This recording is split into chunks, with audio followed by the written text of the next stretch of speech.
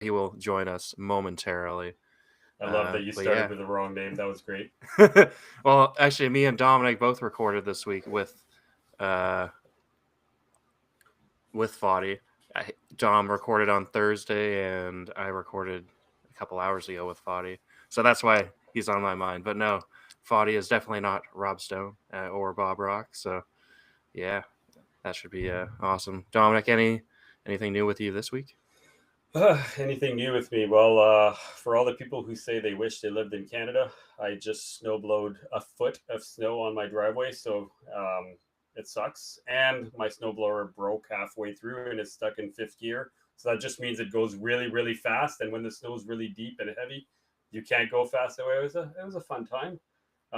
Snake related, I got reached out by two people this week, and one of them actually was while doing the Fatty podcast, and it was freaking hilarious. He goes, so I got a new Bredli Python. He's all happy about it, right? He's like, it's really cool and all that. And he's like, yeah, I bought it from this guy, which I will not say the name. And he's like, apparently it was produced by you. I'm like, oh, produced by me. I'm like, cool. But I've never produced Bredlis. So then I'm like, maybe it's from Shan because our snakes are often together and we often sell shit together. And I'm like, oh, show it to me. And it's like a 3 foot, 3.5 foot snake. I'm like, yeah, Shan produced them for the first time this year. They're maybe 12 inches long, maybe 14 inches. So I'm like, I don't know whose snake that is, but it's not from me or it's not from him. So that was the first event. And then the second event was some random dude from the States just messages me and he's like, hey, I just bought this jungle carpet, really nice. It's I don't know, a pure jungle Favel line zebra ocelot. Shows me pictures. I'm like, that thing's pretty nice. It looks nice. And he's like, yeah, apparently it was produced by you. I'm like, oh, really? Like, cool. Who told you that? And he's like, oh, this guy, this guy. And I'm like, the thing is, I've never sent snakes to the States, and sending snakes to the States from Canada is really, really tough. And I'm like, the only person I know that's got my stuff that I've given a lot of stuff or traded was Don, and Don might have sent some stuff. And then I reach out to Don. He's like, yeah, I've never sent any carpets in the longest time. So I don't know. Two people impersonated having my animals this week. So I don't know. Maybe that's a good sign or a bad sign. It means maybe I'm starting to be known by over three or maybe four people. But yeah, that's what's new with my week. Except for that, That's animals are good. Yeah. that's Sorry, Mike. that's a pretty good story. uh, Yeah. being impersonated. I love it. Animal wise, I mean, I stopped feeding about a week ago. All the animals have taken their last poop this week and last week. And it's kind of starting to slow down in the room. I love it. Cool down's going to obviously start in a couple of weeks. Looking forward to that. But that's about what's new with me. What about you, Michael? Anything new? Not too much. Oh, all four Trans-Pecos rat snake babies are now on to frozen thawed. So a couple were on live. They're now all on frozen. They're all doing good. I think I might actually let a couple of them go, but it's hard to choose because it's like 1.3. So it's like I could maybe use an extra female or two, but then I find with that stuff, it's almost easier just to stick with like one male per female, and you just leave that male in for the breeding season and keep it simple. Like last year, I tried stretching the male on two, and like maybe that was too much, but I don't know. One of the females did have 4 good eggs, so yeah. Well, maybe try that once again this year, and if it doesn't work out again, then I'll just stick with the 1.1. But yeah, I'll probably let one of those go. Still have one pair of Kentuckies left, and then yeah, I got 2 weeks into no food with the colubrid stuff, so I'm another week and a half away from maybe putting the pines and the black milks outside, and then I'll maybe wait another week or two after that to put the Trans-Pecos down. I think this year I'm only going to put them down for about 2 months, kind of thing, and then fast them a little bit, and then start feeding them again when I bring them out a little earlier than the Kentuckies. So yeah, not too much. I think this upcoming week on Wednesday, since Tuesday's a holiday, I'm gonna send a box out to my buddy full of Sambos because I don't need to try to sell those. So wholesaling is the way to go with some of this stuff. But yeah, awesome. 100% agree on wholesaling. Yeah, I'm not. I don't think I'm the guy to sell sand boas across Canada. It'd probably be fine, but that's a lot of babies to sell to mostly people that are gonna kick tires most of the time. But yeah, tonight we got our guest Rob Stone, the NPR backup guy, along with Reptile Fight Club, and I think we've all heard him on podcasts for the last 15 years. Actually, I think what is it like last winter? I went back and listened to your first NPR episode, and it's really funny how like your collection's totally changed since then because that's when you were still keeping diones and whatnot. So that was cool to see. But yeah, Rob, how are you doing? I'm doing great. Yeah, super excited to be here, listen to you guys' show. Really enjoy it. As you say, I've been on a bunch of different shows and things, but I think um, certainly the different hosts bring out different questions and things. I was just recording last week with, maybe it was 2 weeks ago, with Adam, who has the Expert and the Idiot. And, there were definitely things that we wound up talking about that I haven't spoken about explicitly or if at all. So I'm excited for whatever those may be tonight. We all have our greatest hits, but excited to always see something new too.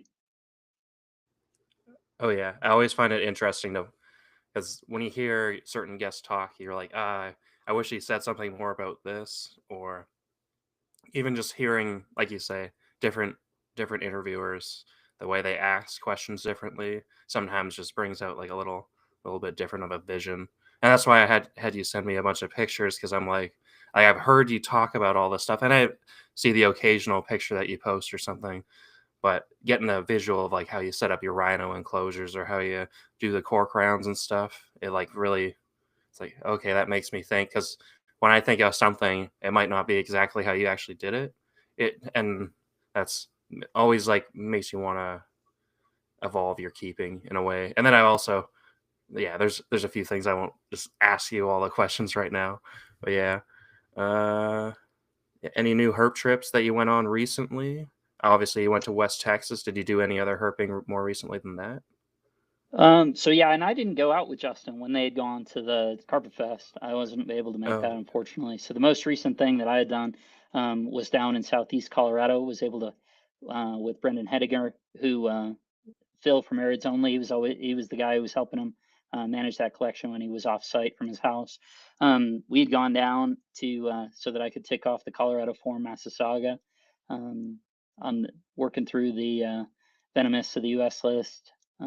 Eric alluded to that a little bit, right? So of Crotalus, I call it 27 forms, 7 more Cistrurus, the Colorado form, being distinct from both the Western and the desert, to give you 7 on that. And I think I come up with 48, 47, 48, 49, somewhere in there, total U.S. venomous reptiles. So anyway, on trip 5 or 6 down to Southeast Colorado, finally was able to get that done, which was good because they're super seasonal in terms of how you can reliably find them in the spring and fall. So I wanted to hit that window so it wouldn't be another 7 or 8 months at best, and probably more likely 11 or 12 because they're easier to find in the fall than in the spring. wow, interesting. And those, because those guys are the desert Massasauga, so they're a different niche than the easterns that you find up in Yeah, they're Ontario and quite, in Pennsylvania and yeah, all that. quite different to those. Much smaller, thinner, less densely patterned, and yeah, their habitat type and utilization is totally different. Theoretically, I think they would be called a desert, but they're in this isolated pocket in Colorado, so I think they're different than what's down in Albuquerque, New Mexico, down by Dustin in southeast Arizona, southern southeast Arizona.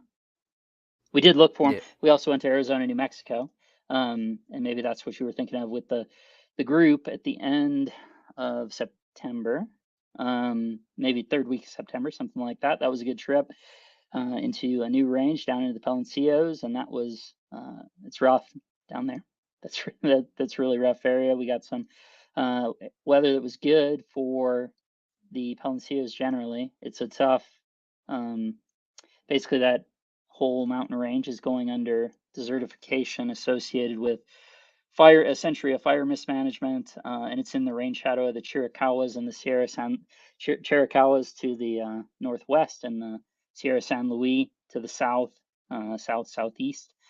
So that I spent all year watching daily rains and watching them come and watching them float over and go into the lowlands and not be super helpful. But we wound up getting them, but when we were there, and that wasn't necessarily the way that it's interesting, right? That um, I just was re-listening. Eric is starting to put out the old NPR shows since Blog Talk Radio unceremoniously disappeared with 1 week's notice. So he's reissuing. So Blog Talk is gone now. It's gone. Yeah, and all those things are Okay. gone. Fortunately, he had already been in an effort to download those things. I have some or many of those. I actually wound up having Apple. I'll come back to the point, but Apple Podcasts, I guess, automatically downloads and saves. So that would be that's the Colorado Forum Saga. One of 3 that we turned up that night. But Apple Podcasts would automatically download the episode. So I actually have almost all of the reptile radio shows that were on an old computer where they had just been downloaded to the machine. But that's sort of the things that are necessary, right? Because if you're relying upon a third party, Blog Talk, seriously, after, whatever it had been, 15, 17, 18 years, they told Eric, you have 1 week and it's just going to go completely dark. All the things will be gone forever. So anything that was relying upon those RSS feeds was just gone. So he's reissuing those, and I was listening to Dr. J, Justin Julinder, on which was I think the 7th or 8th of the NPR episodes that had come out back in 2011, and they were talking about their trip to the NT and things, and he talked about going down to Dorat and having, they were getting the first rains of the season and anticipated to be super productive, and the answer, like all things, is that it's complicated and that sometimes, yes, rain is good. Depends on the temperature, depends on the time of the day that it is.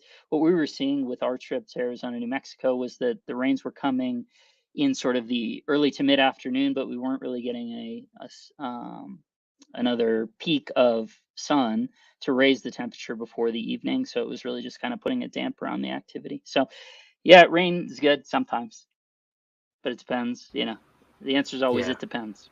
Not nearly so clear. It's not just, in the rain desert is good. And certainly when you're in a rainforest and you're looking for reptiles, as we saw on our first trip to Australia in 2018, we were up around Cairns.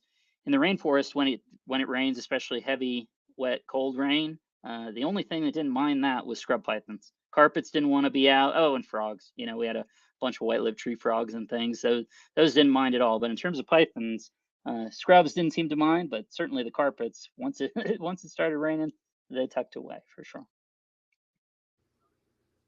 Oh yeah, I think I think here it's like similar, well, in a different way with like the salamanders, right? Like it rains and it could be like 4 degrees Celsius out and stuff's crossing the road. It's a heavy rainstorm, stuff's moving, stuff's spawning, even though it's like pretty cold out and like borderline freezing. But for whatever reason, those animals like were totally fine moving at that 10 to like 3 degrees Celsius, which is like really weird because you think they would like maybe stop at a certain point. No, they're gonna move just because of the weather pattern, which is pretty fascinating. And then I feel like I've heard like people like when you guys talk about West Texas, it's like the same thing where the rainstorm comes in and then it's like everybody says it's going to be productive and then it just like really isn't as good as you expect it. But that could be like just desert animals in a monsoon area being like, okay, well, if it rains too much, it's probably not a good thing for me to be out either. So it makes them hide. Absolutely. I mean, and we saw that. So in West Texas, the first time we had gone was in sort of the late fall. It wound up dropping colder than it was sort of 2 weeks early to be unseasonably cold. And yeah, we were seeing that same thing where it would rain late in the afternoon into sort of dusk. And then it would just, all it would do is kill the temperature. And at least if you're talking about snakes, it wasn't helpful at that moment. And I've seen it too, looking for pine snakes in New Jersey on the backside of functionally a hurricane, tropical storm or a hurricane. And it seems like, as you're talking about, that same lesson is learned where intense weather events like that, I think at least the reptiles that hope to survive, probably have inherited genes that make them a little bit leery of going out for a week or 2 weeks after that. So, yeah, rain can be good, can be helpful, but super variable. It all depends, as it always does.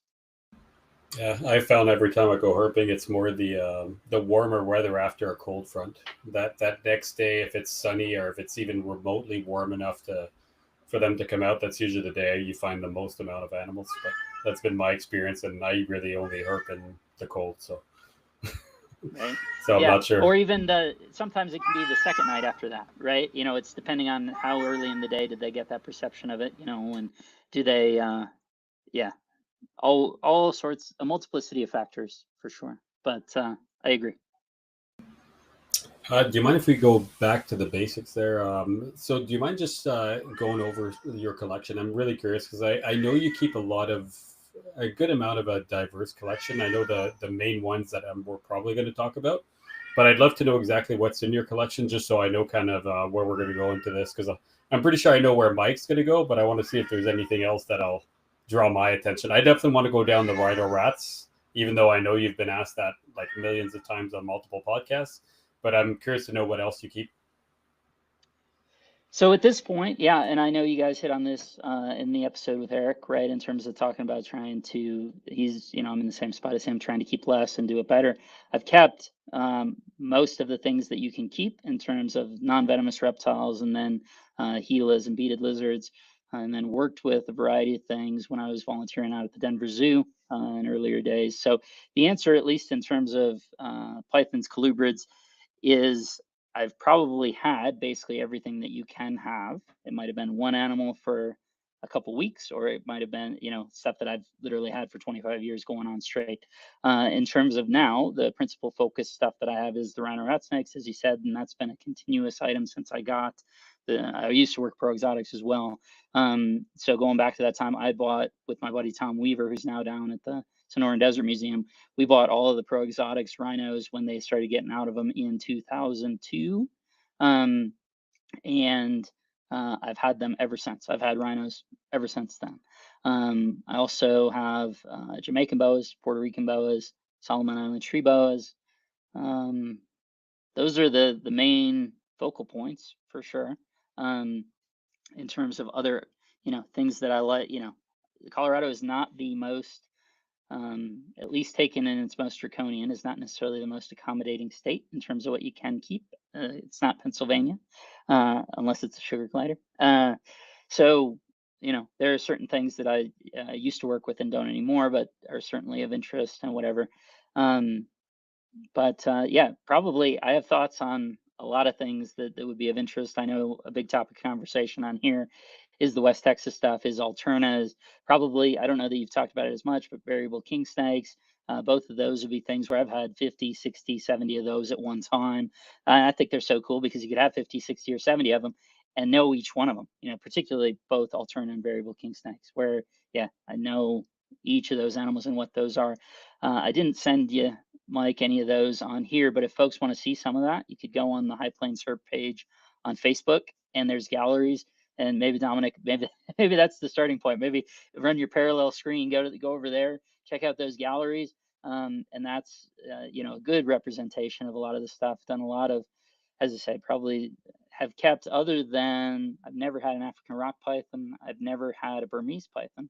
Other than that, I think I've had, at least for some period of time, all the pythons that you can have in the U.S. I do like pythons as well, like colubrids, like locality stuff.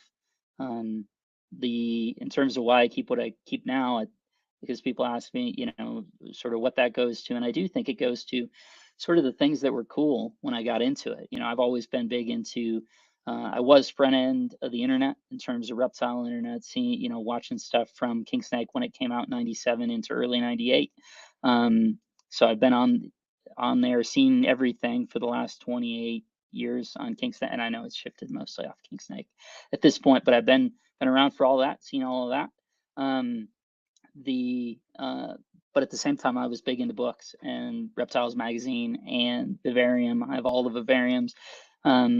Those have always been super influential. So seeing in there, in books from the 70s and 80s where it's talking about Loxocemus being the coolest, super cool for whatever reason. All the stuff in, the reproductive husbandry book, seeing all those, I talk about a dork or whatever, right? Going, being a teenager. What would you bring Have you on kept vacation? Loxocemus recently? I actually have not, which is, the thing that came to mind. They seem like something up your alley. Yeah, certainly. I mean, they were unavailable functionally. I know Stan Grunbach had some, but there were very few and far between. What was it? Probably 10 years ago, and then they started getting they put a quota on them to come out from Nicaragua, and that's why we started seeing more of them as wild ones, because they just take so long to mature.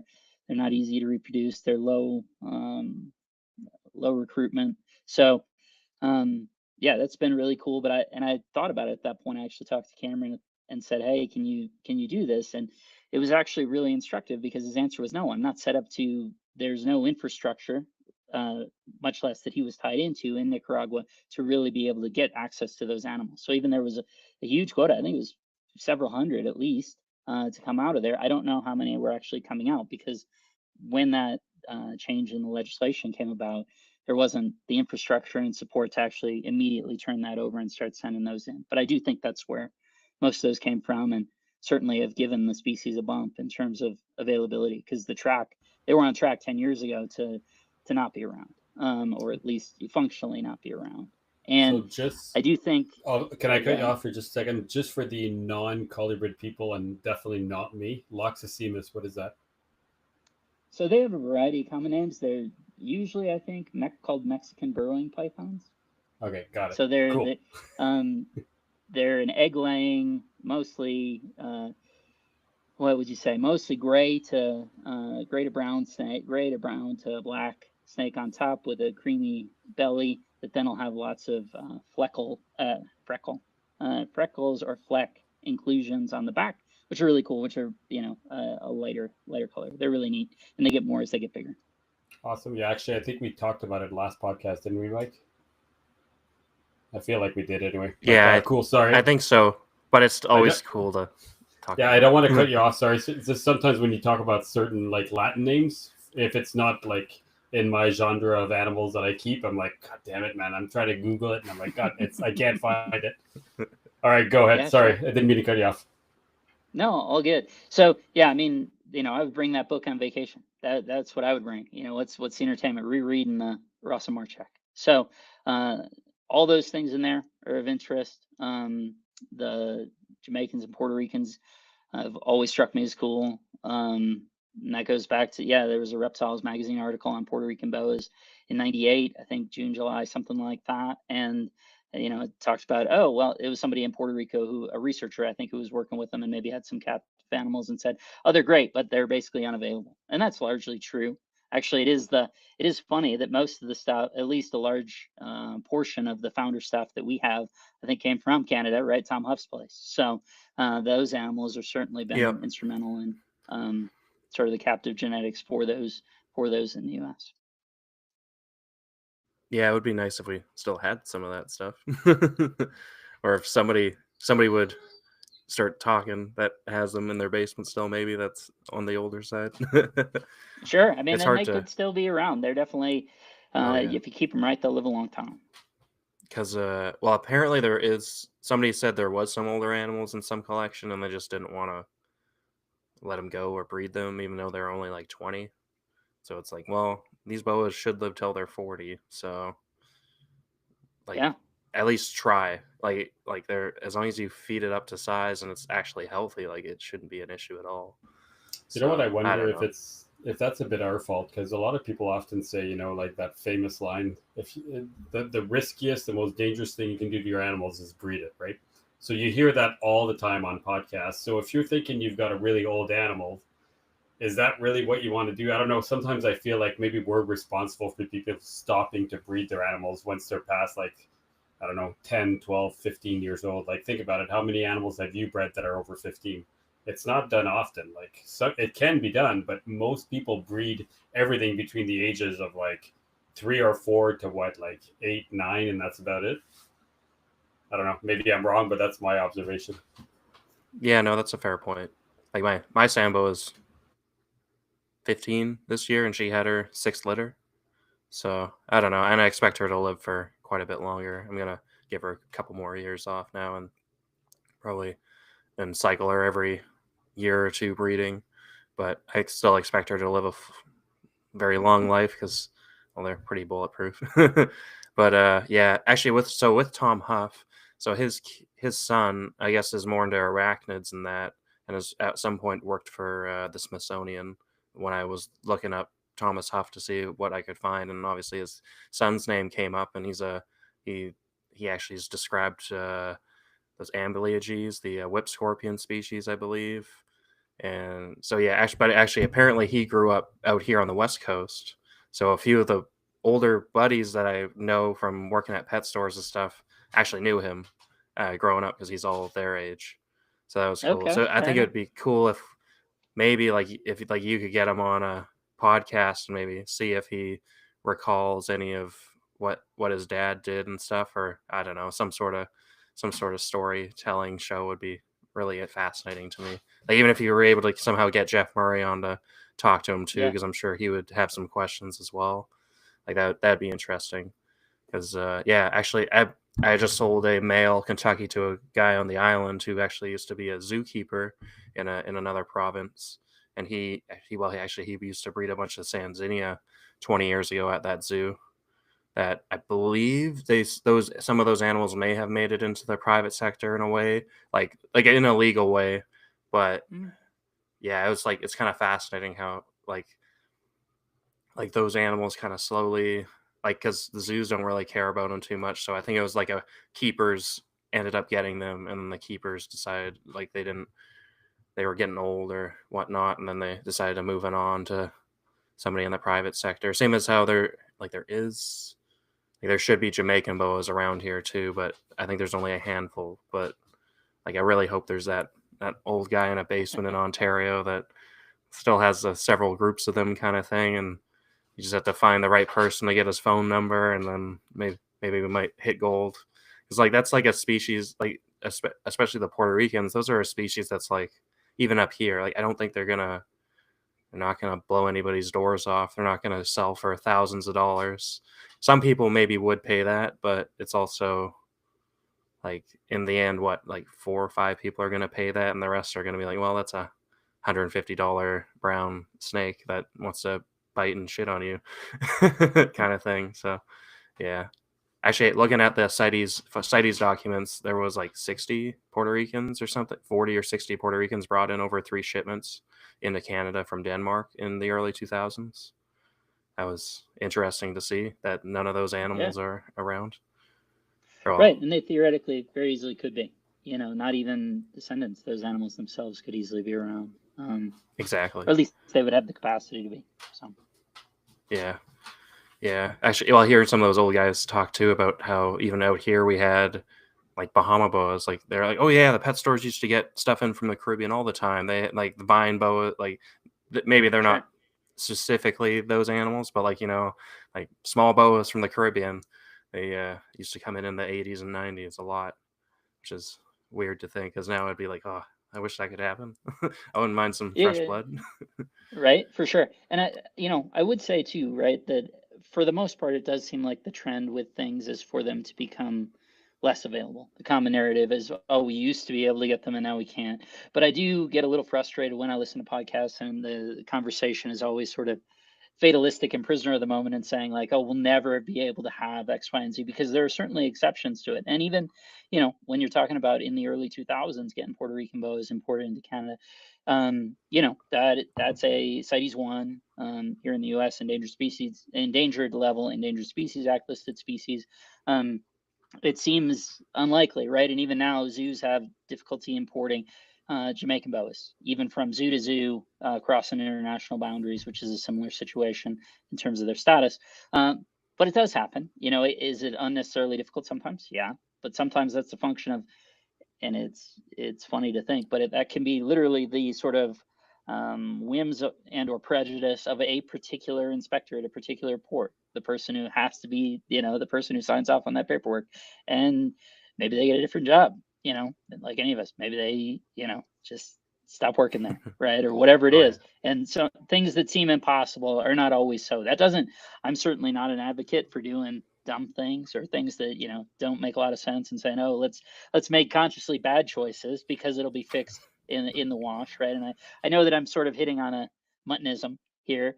And I think the answer as always is that Nick and I agree on almost everything. It's hard to think of whenever I hear him talking about stuff or when we're in person talking about stuff or whatever it is, we agree on almost everything. But I think just to simplify the conversation, particularly on podcasts, he will say things as though they're black and white. Everything is clear. Everything has a clear answer. Everything is certain. Um, Again, I agree with, almost everything, if not everything, but my perspective is that there's essentially nothing in the world that is certain. So that we view them from the opposite lens. I was even going to say, because I know, Dom, this is a hot button topic for you, that the whole hypoxanthic, or xanthic is an improper term. That whole thing to me strikes me as unnecessarily pedantic. I understand the point, and I agree, but it is also at the same time unnecessarily pedantic. And I would point out, when we frame that as saying no reptile ever is truly anorthristic, right, in the sense that it's, or xanthic missing yellow, and then the whole thing that they're the same spectrum of color, whatever. Well, and I'm not a corn snake expert, but I have been around, the reptile industry for long enough to know that there's a type B anorthristic of corn snake that doesn't have yellow. So like, boom, bam, done. Like that could also mean that it's just not a visible level. That I wouldn't argue that maybe there's some trace amount, but it's like the charcoal that makes the blizzard when it's the albino, and those don't have yellow. So there's the exception that undermines the absolute rule. So I did want to highlight that. I agree. I agree. All of it is fair and makes sense, and I totally think it's fine. But we're probably unnecessarily. We don't need to give people such a hard time. It's fine to do it to illuminate the conversation, to instruct. I think that's fine. When we're using it to bludgeon people, it's a little tiresome. I'm not sure if it's really bludgeon people. I just think that we know better. We should know better. We should strive to simply improve a little bit. Like something as simple as incomplete dominant, or calling it codom. Sure. God, it drives me nuts. Incomplete dominant has mostly won. Every single conversation is still there. It's still there. It's still there everywhere. I just wish that thing would just disappear. It just doesn't make sense. Like there's all those little terminology. I feel like we could so improve. Just like, why do we use super? What is a super? It literally means nothing. Like there's so much terminology. That's it. Yeah. But why don't we just say homozygous, whatever incomplete dominant trait it is, right? Like it's just so much easier. Like I just wish that the community would slightly improve over time. And we have the capacity to spread that knowledge. And yet people they're like, yeah, I know that it's that, but I still call it that. Right? I know that this is the right way to say it, but I'd rather just say it wrong. I'd rather sound like an idiot. Like, I don't know, but I get your point. I think maybe some of it is the folks that you're talking to, right? Which probably speaks well of you, because you're out there instructing people, you're teaching people, you're engaging with people that are newer. I would say that in the discourse that I'm having on a regular basis, that I don't hear that at this point. People are on it. So I think that means that you're engaging with out there, doing the Lord's work, and you're talking to people and teaching them stuff, and good on you. Heck, I mean, and I know this actually, I had, gotten chided for this 25 years ago, and lesson learned, of the whole leucistic, right, being the appropriate pronunciation, for that. And Dave Tracer, who's the oldest reptile site on the internet, at least that's how he had, was putting it out there. The Ophidiophile, I think, was his old website. I haven't looked in a while to see if it's around, but he's a Colorado local dude that I knew that, as a person in person. And we were talking about the Western hognose mutation that's from Colorado. And, he had said, no, dude, you say it leucistic. And, since then, I say leucistic, even though it sounds a little bit strange. And certainly I would agree with you, Dom. That's probably one that hasn't been picked up, but that's how you're right. That's how how you change the change the conversation is you have to highlight it. You have one uncomfortable conversation, then you're fixed, you're set straight for the next 25 years. Yeah, the leucistic one is really tough because it really sounds like crap when you say leucistic, and I know that it's leucistic, and I'll be honest, I'm probably still saying leucistic because it just sounds Yeah, better. 'cause It it just sounds, rolls better. yeah, I Leucistic agree. sounds like, ugh. Well, and even, Scott Eiper, his, that the appropriate, and heck, I took 3 years of Latin in high school. I understand and agree, but I still, get a smirk when he's insistent that it should be King Horny, like, I knew you were gonna say okay. that one. That one's just funny. So yeah, we have to pick and choose our battles, I suppose. Yeah, that's fair. I know with that Anery and Exantic stuff, I felt it was more just like there needs to almost be like a post out there somewhere that like actually like says okay, Exantic means this and Anery means Right? this, It's and those the terms should be implemented like this. dictionary, the colloquial herp dictionary, right? Where we look Yeah, and say, oh, this is what this actually means. I appreciate your point is spot on. We say all sorts of yeah, things as sort of a shorthand, um, shorthand for it, and sometimes it's an accurate representation, and sometimes it's not. And other times you wind up then talking to Travis Wyman, and he'll just look at you like, okay, well, cool. You just exemplified to me how much you don't know. So great. exactly. Travis or Warren. Yeah, absolutely. So Yeah, that's the other thing, right? Whenever we're using that wrong language, is people will take it different ways. I might take it casually and just say, okay, I know what you're talking about, and I won't necessarily get into it and give you a hard time or whatever. And not that Travis would either, but he's going to look at you and be like, think a little bit less of you for sure. yeah. I know I've learned it from doing the podcast stuff as like as a host, and then sometimes when you're trying to be too structured or when you're trying to ask questions and or answering questions, you might stutter or lose your words a bit, and then you missay stuff. It's like now I realize like when Owen says something in a way, you're like, yeah, no, this is way easier to fuck up your words and say the wrong thing that you didn't actually mean, or maybe you did mean it, but like you just couldn't think of the what you actually know or talked about 5 years ago. Because like as like a listener for podcasts, you're like, oh, but Owen, you guys learned this from this guest like 5 years ago. Like you Right. know this. When like no, like we like even just doing 20 episodes, like and listening to podcasts every week and stuff. Like sometimes I listen to probably 20, 30 podcasts in a week just from working, and every day you listen to 5, 6 different podcasts sometimes. And then like it's just all kind of a blur. Like you pick up information still, but then it's still like it's just like all like a blur of information now since COVID. Like there was a time where it's like I know everything on NPR, and now it's just like it's kind of just like blah. it's just like there. Absolutely. Well, heck, and I saw it or heard it when I was listening to the show you did with Eric that you just put out. I guess that was probably a couple weeks ago that you recorded it. In the conversation, you had mentioned, the show that we had done with Brian Box. And I know that Eric had no recollection of that show at all. If you had said, the Student of the Serpent on Alterna, then he would have been like, oh, it was me and Rob, and we had done that show, and that was 2020, 21, something, so yeah, 4 or 5 years ago. And I'm sitting there going, he has no recollection of this at all. He's like, Brian Box, who are you talking about? Okay, Alterna, what? Like, he knows Alterna, obviously, but Oh yeah. he's just like, no. At 600 episodes in, I have no, but at the same time, he can't say, what are you talking about? Or that didn't happen because, again, 600 episodes. So, Yeah, actually, I know when I was asking that, I forgot Student of the Serpent. I was like, is it yeah. herp history or is it? I'm like, no, it's not.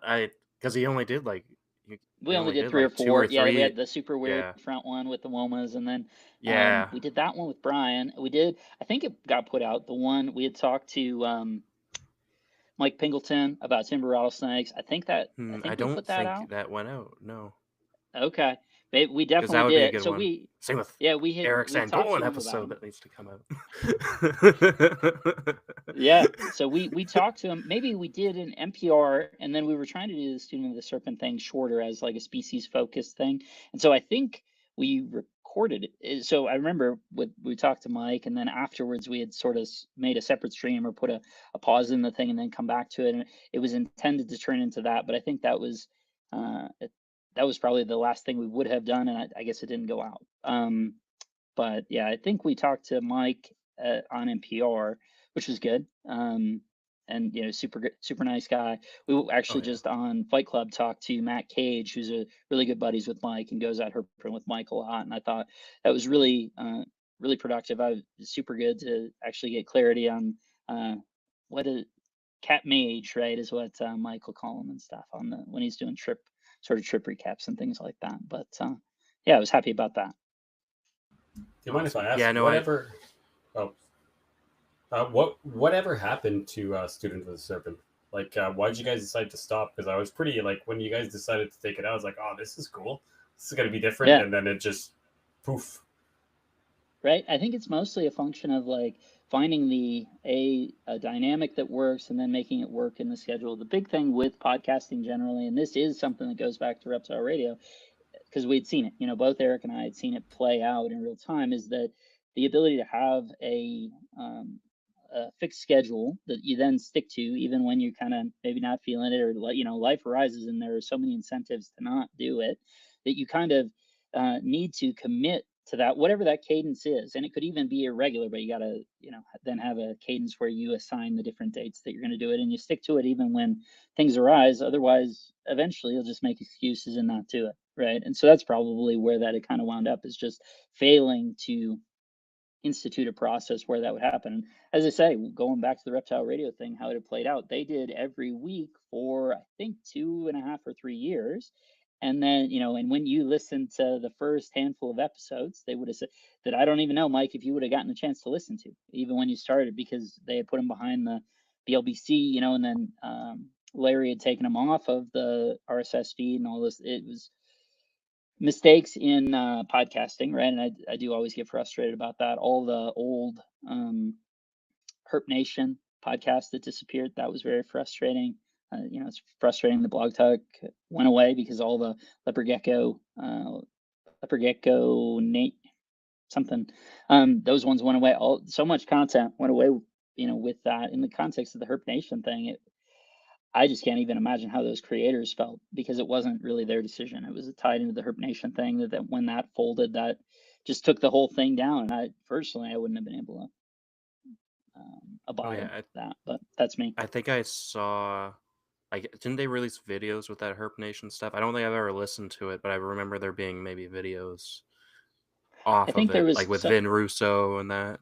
Vin and Nick had one, and then there was a kind of ball python one as well. I don't remember who that. It's just not coming to mind. But what I was I easily distracted and often by myself, was that, when you listen to the original Reptile Radio episodes, they said, oh, we're going to do this even when it falls on Christmas and New Year's and whatever, and I'm sure that was sort of because it was Tuesday night or whatever, or Saturday night or whatever it was. And they had made it work through those years. And then it finally came to be Christmas on that Saturday night, and they didn't do it. And then they skipped the next week's too, because that also meant that it was New Year's.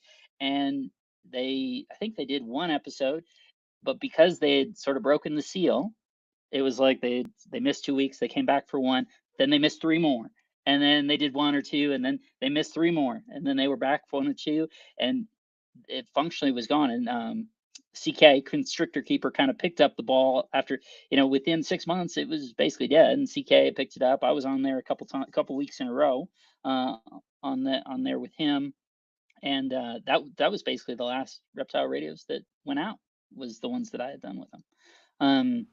So podcasting, if you want them to continue, most podcasts don't last, right?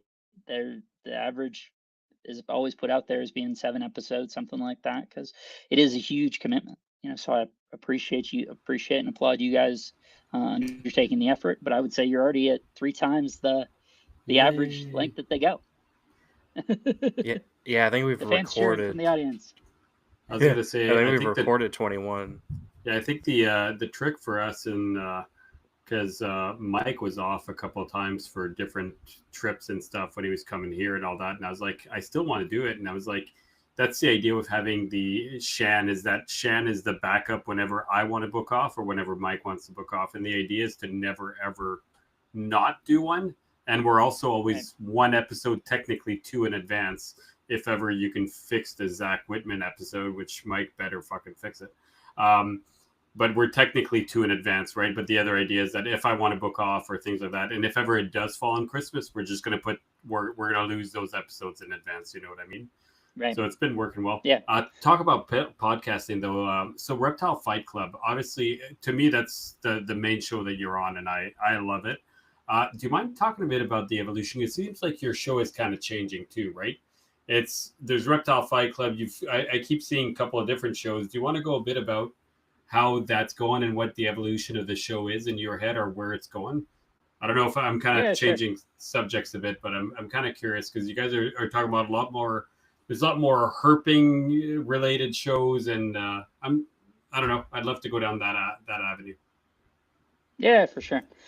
So to me, obviously it was Justin and Chuck's thing, and driven around the idea of debating two sides of a topic that ideally should have two reasonable positions that could be advocated for, right? In terms of, I think a lot of those were in terms of sort of breeding ethics, husbandry ethics, selling, and that was sort of the original genesis for it. And honestly, that certainly is familiar because when we'll be on trips, Justin is great at prompting conversation, and he'll toss out things to try and get folks to, start talking, make sure there's conversation, make sure there's chat going. He's also put us to the test where he'll just say, all right, Rob, give me all the scientific names of all the monitors in Australia. Go. Let's keep awake. Let's do this. And you got to try and work through it in your mind and go from there. So those are super helpful. Probably not as interesting in a podcast, but that was the original sort of conceit, right, of what we were trying to do. And I think there's certainly utility in that, but I don't want to the first sort of diversion from those sorts of episodes, I would say, was the idea of, I didn't want to bring on an expert in a field. Like the example that jumps out to me was we had Bob Zappalordi on, who's 82 years old, something like that, started what is probably the first reptile, wild, herpetological consulting firm that would go out and do work for state agencies or for developers that were proposing to build on land that potentially had protected species. I didn't want to have to contrive a fight to talk to Bob Zappalordi. I wanted to be able to say, I want to have an in-depth conversation with Bob about his expertise. And that wasn't his first podcast. He'd been on the Snake Talk podcast, but Chris Shankin's shows are shorter than what we do, and necessarily out of that, they don't get into some of the details and specifics that are of interest to me. So it's, hey, I want to have a follow-up 2 years later, 3 years later, whatever it was, with Bob, and talk to him about herping in the Pine Barrens and, figuring out getting access to at least some tiny portion, all the things that he knows, and trying to put that into practice to go find a pine snake.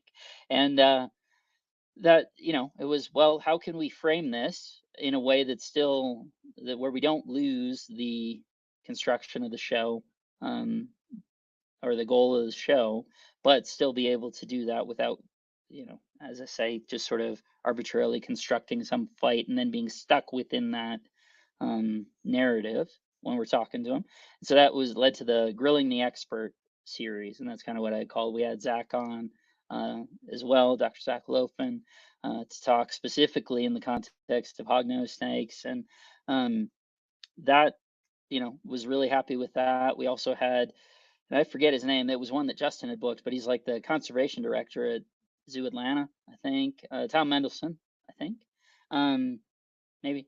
And anyway, sorry, it escapes me. But we wound up talking about, frogs in Mexico, which was his sort of area of specialization. So super interesting. And again, it was nice to not have to contrive a fight that would then constrain our conversation. Additionally, there are just folks that I want to talk to, but I don't necessarily have a clear fight topic, right? Something that would fit within the early structure of the show. And again, maybe I don't want to be constrained in that. I just want to talk to them. So how can we do that? And that's, I think, a common theme of that, at least the folks that are catching my eye or whatever, I'm tentatively kicking around the idea of having on our Herper Bro series, where we're, talking to these folks who are putting a lot of time out in the field, and generally speaking are folks Michael's age and younger, who are, have the time and capacity and, excess funds and whatever to just be out in the world, finding cool reptiles in ways that that aren't accessible to me, at least on sort of the cadence that they're doing them. So those are kind of things that are in the works, ideas that are in the works. We don't want to lose the thread of the show. At the same time, I don't want to. I think it's just as diminutive of the show if instead we're either, not fighting, quote, fighting about something that's interesting, or if it's just purely contrived, and that probably means that there really aren't two sides to the topic. I know I heard Reptile Love Club, all that's fine, but I think that's probably a reflection of the fact that for the most part, both Justin and I can see beyond our own perspective. So even if it's could argue something that isn't how I do it, or even necessarily what I believe is right, but I still can see and understand the utility in that. The hope is that we might not be going at it, going for the throat, but that we're still arguing, advocating for the position that we have on that issue, and doing a good job of elucidating the points that do support that. At the same time, this isn't high school debate. I don't need to pretend that the other side doesn't make sense. We wouldn't be talking about it if there wasn't a reason to view things from the other side.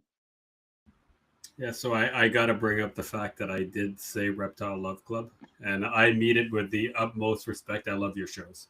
Obviously, I've been on your show twice, I think, in the past few years. So, like, I love it. You guys have got my utmost respect. I want to say it. I didn't say it in a condescending way.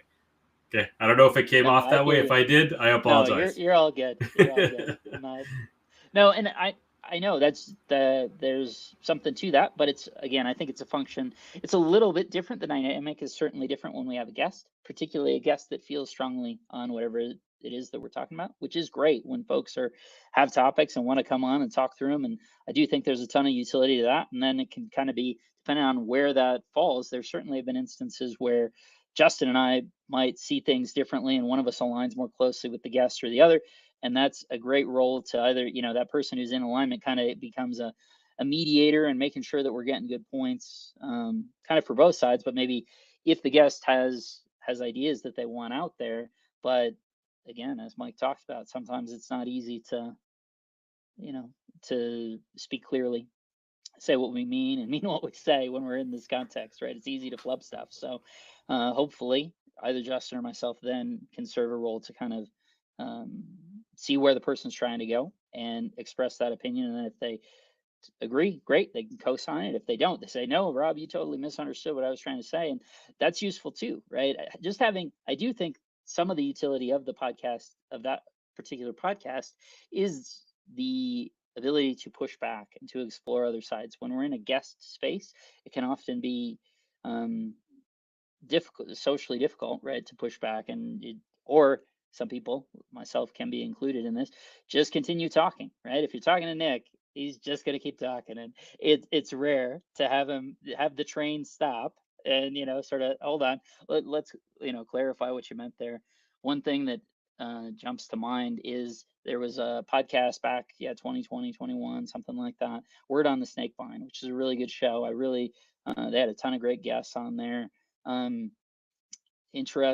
Guy, more of an academia guy, but he had Mark O'Shea on, and Mark mentions he's talking about his trips and things, and he sort of yadas people having died on 3 of his expeditions, and he does frame them as expeditions, not as trips, but I'm hearing this through my own lens, and it's like, well, this would be very much a big deal.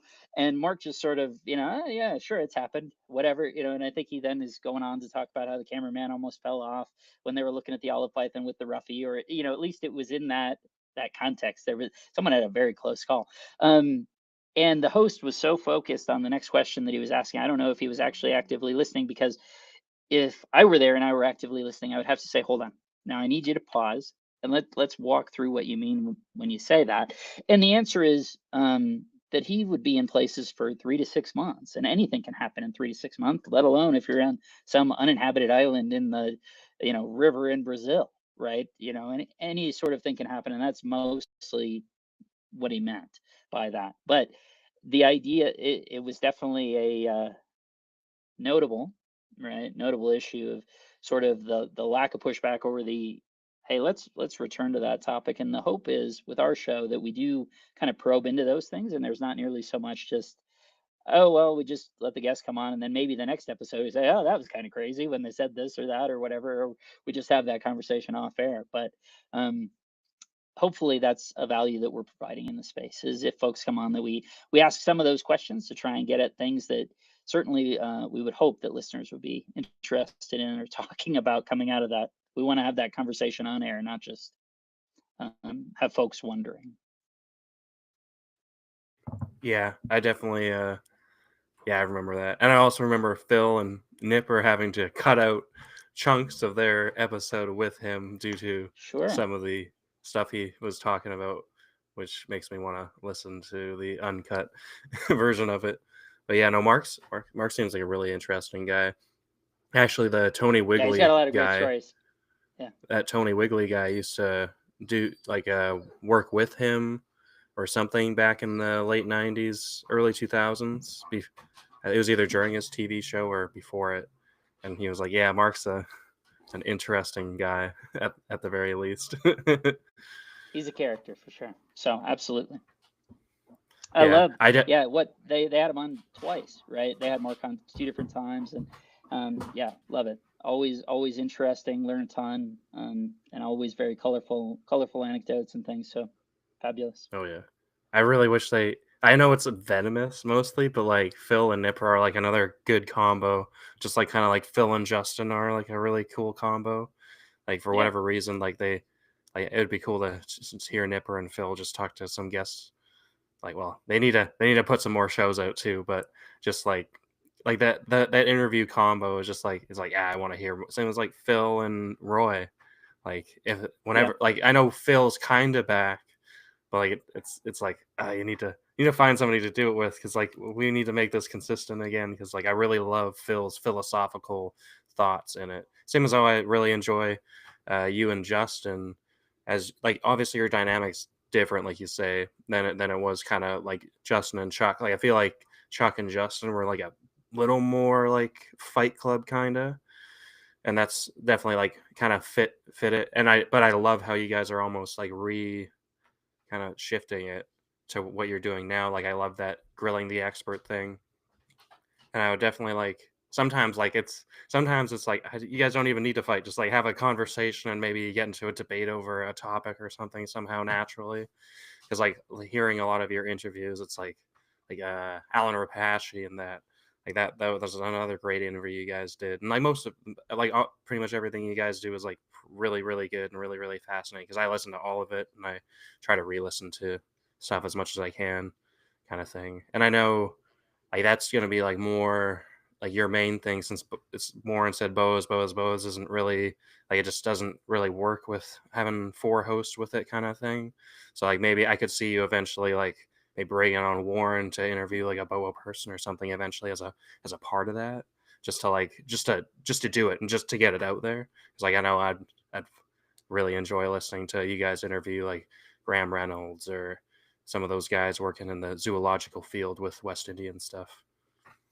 Yeah, absolutely. No, I know. It's just different times of life and whatever, that it's been a challenge to do the BOAS show, get everyone aligned and able to do it, at the same time. And mostly it's that I think Keith really wants to do it on a regular cadence, on a specific cadence and things. And when that hasn't happened, that's super frustrating, obviously. So I would hope that I think it's maybe not completely dead. We just need to have sort of get aligned on what that looks like and what the scheduling is. And then, as I say, in the podcast thing, you got to then stick to it. Because I totally agree with you, Mike, that I think those are, and I appreciate the kind words and you listening. That's great. Graham Reynolds, I have, again, from the Snake Talk thing, I had listened to that show and that prompted me to write out a page and a half of notes of things that I would want follow up on or want clarification on, or I think people should hear that maybe aren't listening to that show. So that, Oh yeah, that uh, episode that, that they did with him was like way too short. It's like, yeah, I mean, it's just and we're that done. What? context is, Like you didn't hit anything. Didn't hit a yeah, single thing. enough to skim And the then try to surface, but there's a ton there. yeah. Yeah. Oh, and we're Um, trying to just like going right into the hobby stuff. It's like, well, not too many people are gonna want a silver boa anyways. Like you should be focused on right. Let's not conserving it and focus. stuff. Like Absolutely. So, yeah, totally agree. I think so Graham, for sure. I'd love to um, also talk to, so Dustin Smith's a good friend of mine. I've known him for 20 years, and he had a good show on there about the Virgin Island boa. And it was funny that, yeah, after all these years of doing podcasts or whatever, I was like, yeah, this is shame on me that he went on Snake Talk before I had him on a podcast. So, that's another one that would, all the great work they're doing down at the North Carolina Zoo in terms of the Virgin Island boa stuff, that would be really good. Um, uh, Jeff Ronnie, the Bowfile, right? I bought cages from him for 20 years, so he has a ton of interesting ideas about different things and as well. So that, I know that was one, basically that was the one that we were going to do and just never got it scheduled. And we were going to do a follow up with Quetzal, which should be easier now that he's oh here in yeah. Texas instead of down in Costa Rica. So, yeah, there's a ton of shows that are out there that I think we have the insight and background to put out good content to really facilitate those people sharing their knowledge to a broader audience. So my hope would be that that's not as dead as it seems. But yes, to your point, if that is the way that it proves to be, then yeah, we could certainly have Graham on as a grilling the expert and chat through a bunch of those things because there's definitely a ton there. Oh, for sure. Yeah, like I even see with like this podcast, that's why I kind of like the Reptile Rejects name because like me and Dom could go hit whatever we want, or in the future if somehow we wanted to like Graham and Shan do like like more Morelia Python episodes, and then like I just even if it's you or Warren comes on with me and we talk to somebody about boas or we like, talk about turtles or something like Right. you could really like just pump out podcasts on the same platform and then people can pick and choose what they want. I don't know. It's that like like you want to hit so much, but then like we all work a lot. Like I know I'm assuming with what your background is, you work pretty long hours during the week generally, and I know I do, and I know Dom does too. And it's like I can think of 3 podcasts that should be out there, but it's the having the time to do it, and then also the time to upload it. And even if you don't edit too much out of it, like it's still you have to still sit down and export it and upload it and type up the short little description with all the links on it. Like it all in the end, it all takes time, and but it makes you the creativity is still flowing. Yeah, absolutely. I mean, we're super fortunate that Eric does so much of that stuff for us. Fortunately, we give him, for the most part, our stuff is unedited, save for if there's a particular, it's going to be a tech issue, is basically where we're at now, and I'll annotate where that is in the time frame and send that to him. But other than that, it's we don't really do anything with it, and hopefully that's fine. Hopefully people are willing to accept the content rather than being worried about that. But it's for the most part, it's honestly, it's an excuse to have the conversation. I would just love to hear Bob Zapolordi's stories, and about different things and his insights and all that stuff.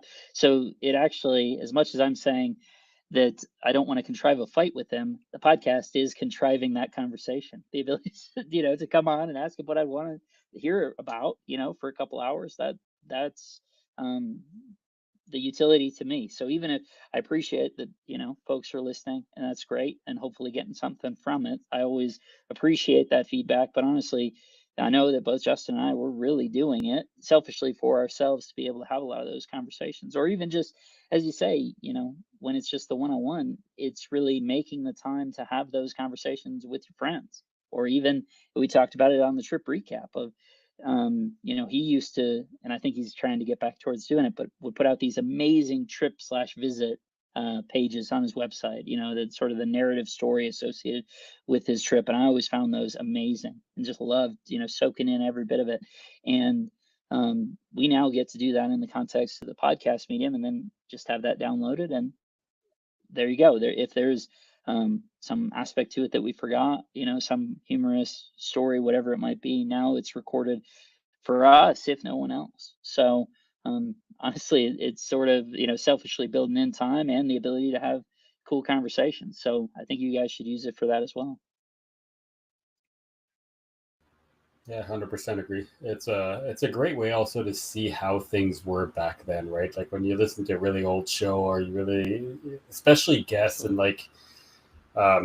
it's I'd love the idea of going to listen to like either like Julander 20 years ago or Mutton 20 years ago, and hearing their collection, or hearing like their anticipation of like, we'll never ever get an albino carpet python, and now it's like the most common thing that is basically no value, or things like that. Like just how things have evolved. I personally love that whole idea. Absolutely. So, I mean, that's the part that's so cool of Eric putting the earliest NPRs back out, is that you get some window into that. So when where is he posting them? So it's a non-public feed. I can send you the link, but it is an RSS feed that if you have a podcast player, that'll upload from an RSS feed. So Spotify won't. I think the Apple stuff, if you have that and that's how you listen, I think you probably can add it yourself. But yeah, you need the link, but then you can subscribe to it. And he's, I think, batch uploading them basically as 3 or 4. I did point out to him that he had already managed to kind of fumble it. The Luke Snell was the first real. So it was Eric himself that he talks about for 10 or 15 minutes. Then he and Owen, similarly short. And then he had Luke Snell on twice on the before and after Tinley Park, so October of 2011. And when he uploaded him, there it says Luke Snell part 1, but it's part 2. And then he put it part 2, Ben Worrell, Nick, and Justin. So it's 8 that are up there. But in reality, those 2 with Luke are the second one twice, which I thought when I'd listened to those dozens, hundreds of times.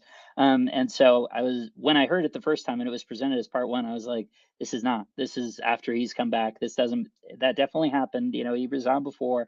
And I texted that Eric yesterday or the day before when I listened through to the second one. I was like, dude, this is part 2 twice. But yeah, I can send you that link, or folks can reach out to Eric. He's happy to send it out, I know. So. But that was when they just put out the first edition of the Complete Carpet Python. So it's before I think Justin was in the process. He doesn't talk about it, but in the process of writing the Antaresia book. They had just gone to Australia. I don't know if it was his first time. It might have been his second time, but it was certainly the first time they'd gone to the NT. So it was really fun to, rehear that, having just been there last year with them and stuff. And before we went, we were taught, even after we had gone, so this would be 6 years ago, just before we went and after we came back, Justin and I are talking through a specific spot in Kakadu, and I'm like, well, where did you go? Where were you looking? Where were you trying to find that Owen pellet, compared to this, and I'm trying to map it on. And then we're there in person now, 13 years after he'd recorded that, going, okay, were you talking about here, all this stuff? But we couldn't even make heads or tails of it when we were going, which was 8 years later. And then afterwards, I'm saying, okay, well, it's got to be this. And he's saying no. And then we went 12, 13 years later, and he's even hard to remember and all this stuff. So yeah, exactly what you're saying, Dom. He had just, I think, gotten that year, he had for the first time bred all 4 species. This is before pygmy bandits, however you want to fit that in. But had bred all the Antaresia for the first time in a season. So it had just, I think that was the first year he'd hatched pygmy pythons. So when he'd been on there, so framed through I know that's a bugaboo, right? Is that yours or Shan's bugaboo? But the whole pygmy python bit, but it's it is fascinating as to have that historical time capsule, right? And Nick's on, he's just gotten his albino olives, and he says, oh, they're just pigment challenged olive pythons, and I don't know if he was already foreseeing the difficulties he would have in producing them, over the next 12 years, 13 years, whatever. But it is fun. It really is. And I love that herp history stuff. I love, Eric was talking about trying to have Hank on, and I've been badgering him, making it very clear that I intend to be on that episode, because I remember meeting Hank, in 2004 at Daytona, 2004, 2005, talking to him at the bar at the Hilton, and Heineken. all of that. I remember that well. So I fully intend to be on there when that happens. You're gonna anticipate that cease and assist order from Tom Crutchfield as well. Right? Yeah. I mean, it is what it I is, could right? see. We're all just giving our own I joke opinions. about that, but I also wouldn't be surprised if something like that happened, even if it wasn't even talked about. Right? Right. So I just I find that little part funny. But yeah, no, that is that whole Hank Molt thing would be I think a great show. Like just even if you don't touch on specifics with stuff, like some of the stories would be cool, and that, and see like maybe he knows like some of that book might not be fully real, or maybe he's like, oh yeah, no, that was me. I sure. did Yeah, and I remember that. Hank's old website back when at Global Herp, right? I think it was that, being Mm. around in the late 90s, early 2000s. And, some of the issue, right, that wound up with some of that was that it would be, I think he was working with a lot of different people on a lot of different levels. And sometimes that would mean he would have a picture from someone of like, hey, can you try and sell this for me? And then it's on his website as a thing that's available, but he actually has to he has to connect to make it work, but that doesn't mean it's sitting in his possession. And sometimes people take differently to those sorts of things and whatever. So I recall that being sort of an issue. But I certainly remember lots of pretty animals that were on there. Another blast from the past named Terry Lilly was always interesting. Had lots of interesting critters and things. And yeah, you always wondered, what's happening here, right? What's going on, and is it everything that it seems to be? Particularly as talked about in the more so. Is it Stolen World or the Lizard King that goes in? I think it's Stolen World, right? Where they talk about the whole undercover operation and all this bit. I think And it's yeah, at least well they have some sort of undercover operation in that, like with the was it Western Zoological or something yeah, whatever that name of that thing with was. the It certainly had those reptiles Tuatara, magazines or that was they it were. the Bolins? It's So like that one would of have those been, stories. yeah, not the Bones thing. That was the crates. That Yeah. all that whole thing Oh sounds yeah, totally that wild. was the oh we got documents for like Yeah, 10 or something, and they wanted to do 20 kind of thing. so they put a false bottom on the crate and all that, and then he goes and sees that the crate is totally dismantled. It's like, well, I guess they figured out that we had, you know, they found the false bottom. So yeah, it's all interesting. There's definitely a ton there, and is always interesting when we talk about ring pythons, right? Even if you read Stolen World, when we're listening to Perp podcasts, right, and people talk about, oh, ring pythons used to be so much more available. Well, it tells you in Stolen World that those things were being the blind man's bluff, right? They had a blind guy who then, was not being screened heavily at customs, who would go and smuggle baby ring pythons out of New Guinea. So, like, anytime anyone says to me, "Oh, ring pythons used to be cheap 30 years ago," and it's like, yeah, they were being actively smuggled through that whole time. So, like, it wasn't necessarily solely a function of the fact that they were, oh, people cared more and they used to be, they were cheap because they were being produced in such numbers. It's like, no, I mean, they were actively being smuggled on a consistent basis from New Guinea. So they were continually, if they were too cheap, well, again, why are they cheap? In the same way that happens with all wild reptiles, is like, we're the cost of producing those is being subsidized by Mother Nature, right? So it's not actually, certainly there's a cost to go collect them and whatever, and there's a fundamental minimum cost, but like, that's really, heck, having Solomon Island tree boas, those things take a long time to mature. The only reason that they were ever cheap, and that's the other. Hey, my soapbox. Nick is known for soapboxes. I have some too. It turns out that some of that stuff, particularly in that instance, Solomon Island tree boas. Oh, they used to be cheap. They should be cheap again. No, they never should have been that cheap. When we're talking about prehensile tailed skinks, right? Something that has a super long gestation, produces a baby or two a year.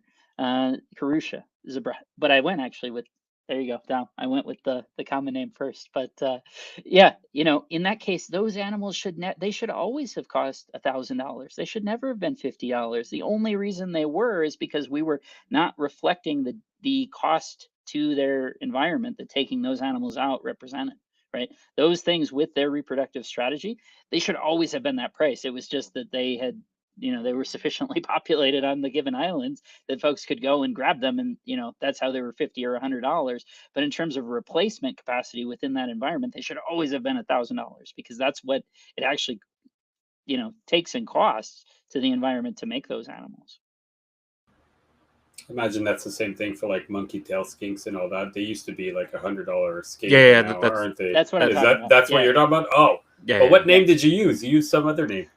So I said prehensile tailed skinks, and then Ah. Karusha. Yeah. So I I was tried, like, and then but I used the wrong one. But yeah, that's exactly what I'm talking about.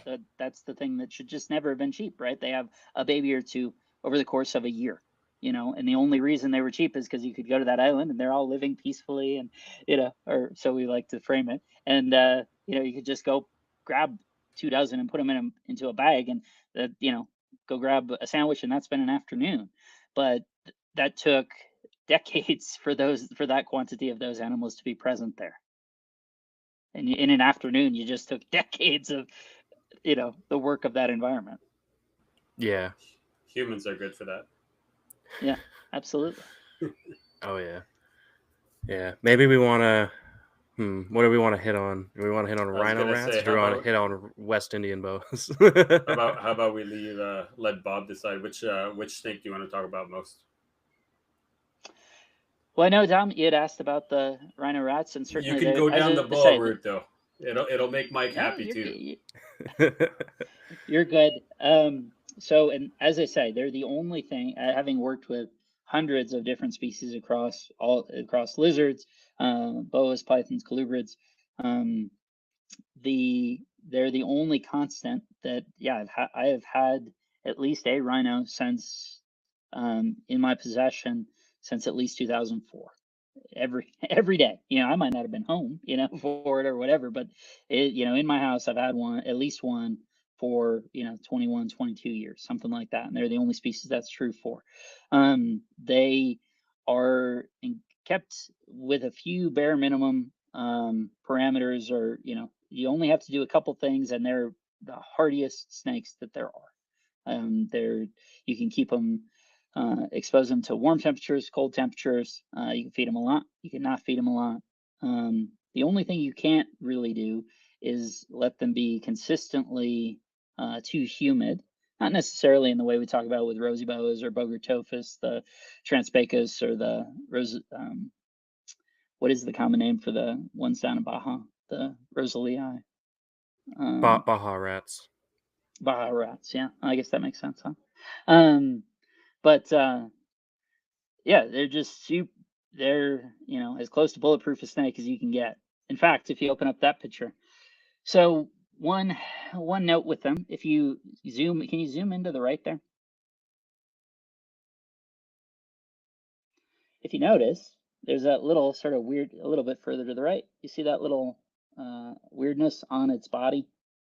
Yeah, just a little below your clicker there. Yep, that right there. So that's its interstitial tissue. So some males are totally crazy and will, they have a copulatory bite, but some males go overboard with it. That is the female's, underlying muscle that's visible there through a wound associated with that, with breeding. And I still have that snake. She still does great. This is from eggs from probably, call it 8 years ago, something like that. But yeah, that's sort of their one weirdness, is some of the males are totally nuts. But for the most part, they do great in tubs. They do great setup, and sort of the idea with this is a naturalistic cage.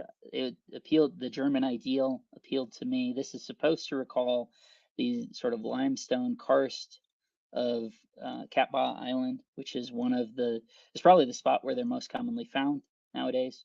Certainly, if you look at INAT, I think most of the records are from there. The little violets that are in the cage there are Vietnamese violets. I think it used to be, I don't know that it is anymore, Charita tamiana, which actually were, discovered to science associated with a joint Russian, Vietnamese expedition to North Vietnam. So rhinos were the U.S. Population of rhinos, at least the original animals that came in from Klaus Schultz in the late 90s, were descended from animals that were collected in Tam Dao, associated with the, at that point, joint U.S., Russian, and Vietnamese project in Tam Dao, so in North Vietnam. And then they went to Klaus and Tula over in Russia, and the offspring of those were the founder rhinos in the U.S.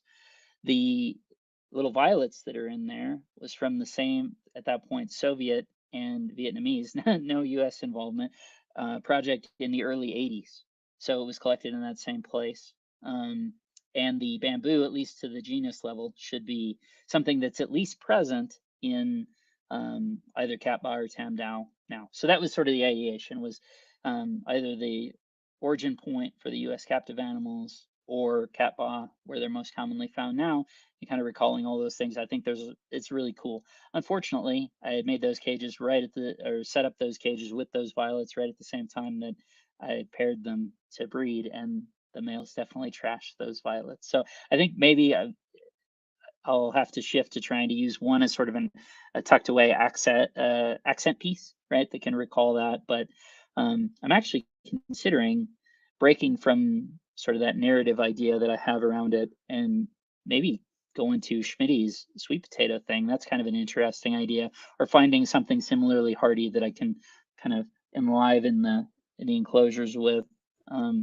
But again, they're cool snakes because you can keep them in cages, you can keep them in tubs, you can keep them on paper, you can keep them on a substrate, you can keep them on. If you're in a humid place, Carefresh or Aspen probably has some utility to it. Somebody was just talking about keeping something with a mix of the two on some podcast. I think it was Michael Kuhn on Cush's Corner talking about Louisiana pines and black pines, and he was saying, he mixes.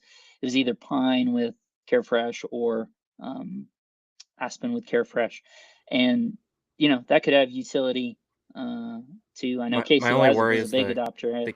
The Carefresh is fairly dusty. I think I tried to right? use it in the past too. So that's where like the thing with like Aspen, like I use it, but then like it really makes you think about, like, you see like rodent like facilities, or you see like snake facilities that like guys don't necessarily wipe down the tops of the racks and stuff, and then Right, that dust that just stuff. Yeah. covers in dust, and you're like, that can't really be good for. And then it happens with cocoa too, right? Like even if you keep them on like the bigger chunks, like there's still a bit of dust with that when it dries out. So like it's like I wish there was like, actually that's where Cody Joe, he's found some like hardwood mix that like he can get where he is in Alberta, that apparently like he's able to get it wet. Like he keeps his baby rings on it, and it doesn't mold, but it's also like not like leaching anything. So like I almost want to figure that out. Like it looks like what, you're keeping your ring python on wet pine shavings, but like right. but like he wouldn't do it unless works. it actually worked too. So I Cypress found that mulch, really man. Yeah, but I don't want to pay like $30 for like a like a small bag. If you find the right place in Ontario, the large 40-liter bag is about $7.5, $8. It's the same price as any other one. There's only one place in Ontario that has it, as far as I know, but it's worth it. Wow. Yeah, for the most part, no. I don't use particulate substrate. I think if you're going to especially if you're using something that will act as a desiccant within the environment, Carefresh being a notable example, right? You need to be in a humid place. I'm not in a humid place. It's not something that I would do. With rhinos in general, you probably would be safer erring on something that is going to dry them out rather than being too wet, for sure. So in those cages there, they do have the drainage layer. It is the I don't know what the material is made of, but it's functionally, it's like a little plastic sort of wafer in the water level, to make the constant level of water is within that layer. It can percolate up into the dirt, but there's certainly within that top layer of soil that is dry. You don't want that to be wet or continuously wet. Their one issue is I think as a function of living say if we're talking about the catbah population being on that limestone karst, is that certainly gets wet regularly, but it drains really well. And so they're not sitting in constant wet. So if you're to visualize something, maybe even what you're talking about of, oh, that works for ring pythons, I probably wouldn't do rhinos on that. That's probably overkill. You'd be safer doing either that drier or keeping them on paper, something like that, or going with a, as I said, it's probably just a function of how much water you're putting into that, but you'd be safer keeping them on something that is Yeah, not it's just like continuously I think wet. it was just like a normal like a some sort of hardwood mix or something. So like it was just normal shavings that he only got wet for the rings kind of thing. Everything else was dry, Yeah. like kind of normal. Yeah, that's interesting because no, I keep like all my colubrids on. I think at one point like I use those pine pellet things that you can just get for like kitty litter or whatever that I was mixing in because obviously like I listened to the John Michaels with the Indigos because he talked about on Dave Kaufman and then on other podcasts about how he would do the aspen or pine or whatnot, and then he would throw in the pellets and they would expand. And I don't know, I guess they might have worked, but it's hard to tell if they really did anything or Just not. make sure they don't eat them, right? That's the only thing that would worry me a little bit about Oh that. yeah, that'd be bad. That's a fair point. Can you imagine? Yeah, that I could see going wrong pretty quickly. I'd mentioned it briefly earlier. I think Casey Lazick was one of the original sort of people who'd uptaken in the late '90s the Carefresh thing, and I remember seeing Angolan pythons and Brettles and a lot of those early pictures. I think even if you look at Nick's lineage charts that go back to on the early Brettles, I think that female is sitting on a clutch of eggs in Carefresh. So just as an interesting thing you remember from 28 years ago with little utility other than to tell it to you now. Yeah, like honestly, like Carefresh wouldn't be like a bad like for reptile shows, like as like a display, right? Because you can get like white or something that like really pops with the animal. Like I would see that being a good option kind of thing instead of just what normal is shavings. Carefresh? It's just like paper. Is that like a little crimpled? It's almost like a a newspaper. Yeah. Yeah. Something. It's almost like I think, but then when you use it, it's almost like a tissue paper in terms of the softness to it. Yeah, I'm not sure. Like it definitely seems really dusty, but pine shavings are dusty too, so I don't know what the difference would be. Maybe because it's more of like a paper, it's almost more like in a fiberglassy kind of way, right? Like it's not like, so I don't know. It's hard to like, I'm not a paper or shaving specialist, but like noticing things like that makes you at least think. Like obviously we get away with a lot of things.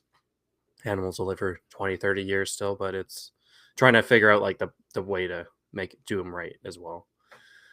So with the rhino enclosures, when you originally described, like I had just re-listened to Phil and Roy's podcast with you when you kind of talked about doing the new rhino cages with the lilies and that too. I kind of had a picture in my mind. Maybe it was because I was like crossing it with how you keep your West Indian stuff, that you had like a bunch of cork kind of stacked up, or you had like a buried cork flat in the rhino cage. So in that picture, I hit it well, I guess. If you go back to that, especially when I thought it was in there.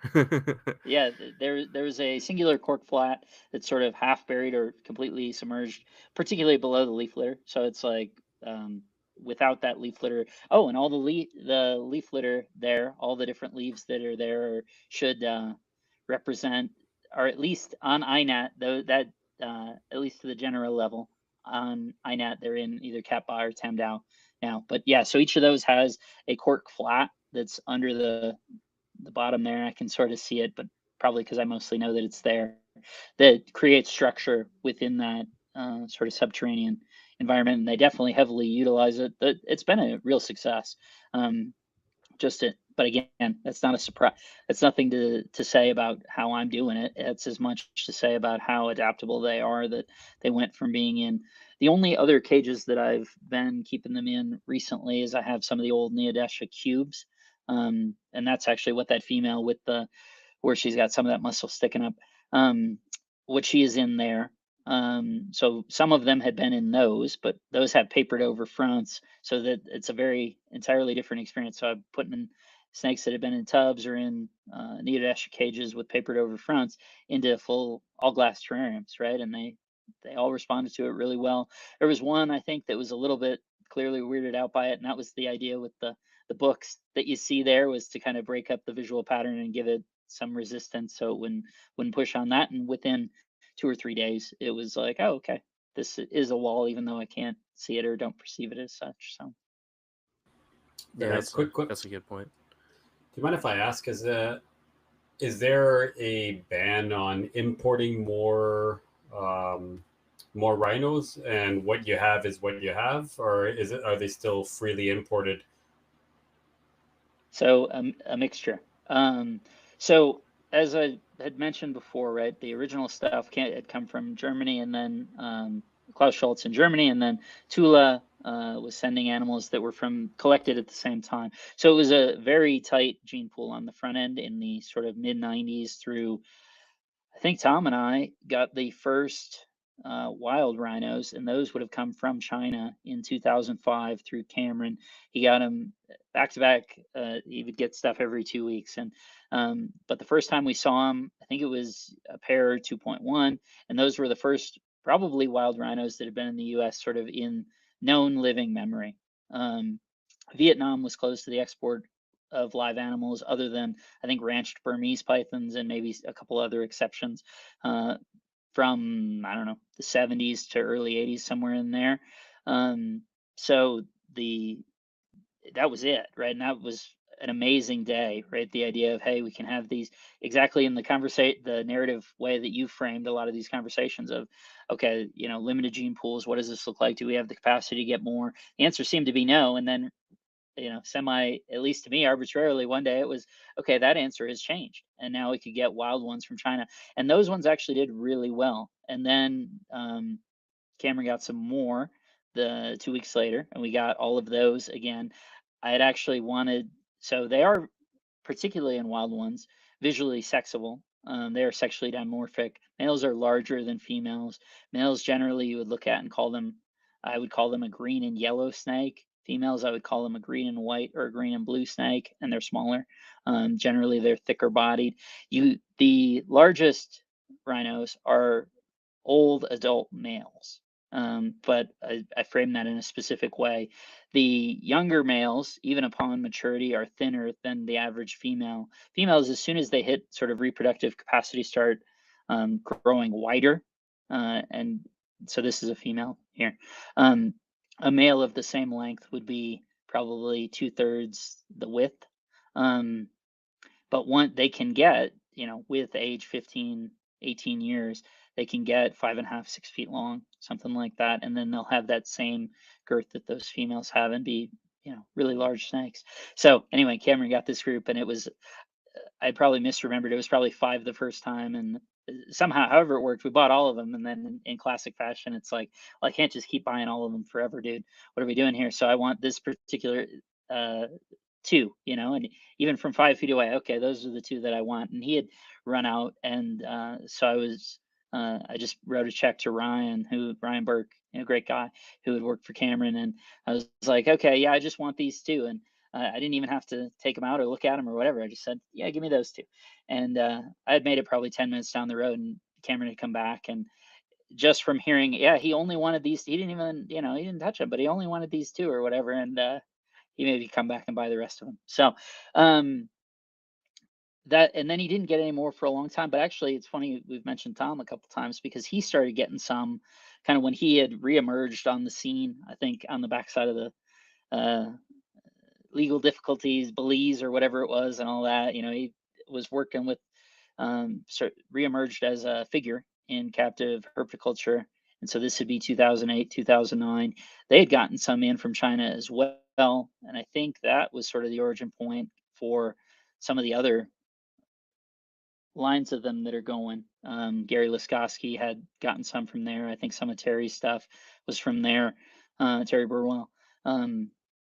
So those, and then Cameron within that time got him another time or two, and I bought those. And all those did remarkably well, right? Because Asian rat snakes are notorious for not doing well in captivity. And I don't know whether that was an infrastructure question that had changed within that time frame, or if rhinos just being super resilient were able to hold up to it. More recently, so in the last couple of years, Dan Maliri had some that he was saying were from Vietnam. So I can't pretend to know what the legality on that is. What I would say is that I bought 3 pair of those, and they did not do great. So, and I actually, and I forget to mention that in 2014 or 15, Cameron had gotten some more. He got what must have been a captive patch little baby, wound up being the truly crazed male, at least relative to females, that had caused that wound there, and was a great producer, but always a challenge. So let me finish one thought. So as I say, the Chinese stuff, China seems closed, and that's what I hear. I haven't seen much wild caught China stuff, or even captive bred China stuff for the last 7 or 8 years. I don't think. I had rhinos as recently as probably 2014, 2015 through Cameron, but not more recently than that I had been seeing. Then Dan had these that he was saying were from Vietnam. I asked him clarify on that, and he just said, yeah, they're from Vietnam. So I don't know if there was a change in legality, but those would be within the last year or two. Maybe there's a handful of those. Most of the stuff that I have now as is that China stuff. Descendants of that China stuff, or even some of those original animals that came in. A lot of my collection is descended from stuff that came in half changed back in 2013, 2014, and then that captive hatched male from that same time. So did you keep some of those? So obviously you bred some of that original pro exotic stuff. Do you keep a couple of those, like second or third gen from I that still still too? I still have some of that in the mix. Basically, I am tracking it, in terms of sort of founder animals that I have and diversity within that. And if then we're looking at sort of the animals that I have that are producing now. All the stuff that I have now is either, if you call each of those founder animals one relative to their sort of um, genetic basis, everything that I'm working with now is less than 2 full points. So which is good. It means it's not inbred. The stuff that I have is incredibly diverse. I do know what it is. I do still have some of that pro exotic stuff in the mix with, I think, 1 or 2 of those animals. Certainly not just that. It's interesting, right? Another of the soapboxes is I think the lineage stuff is really cool. I think what the condor community does is really cool. I think Nick's point about the ability to hand someone a lineage chart, I think that's really neat. There's an intrinsic value to that. At the same time, I do think it sort of flies in the face of how this works in nature, in the sense that I think our obsession with either based on morphs or lineage or whatever it is, our obsession with knowing it was this pair of animals that produced this animal probably means we've had fewer animals about which to worry about it, because their natural function is probably exposure to multiple males, and there are all sorts of systems within nature to either promote or behaviors from males, or production of almost like a sperm plug sort of functionality in terms of after they've copulated to try and inhibit other males from also breeding.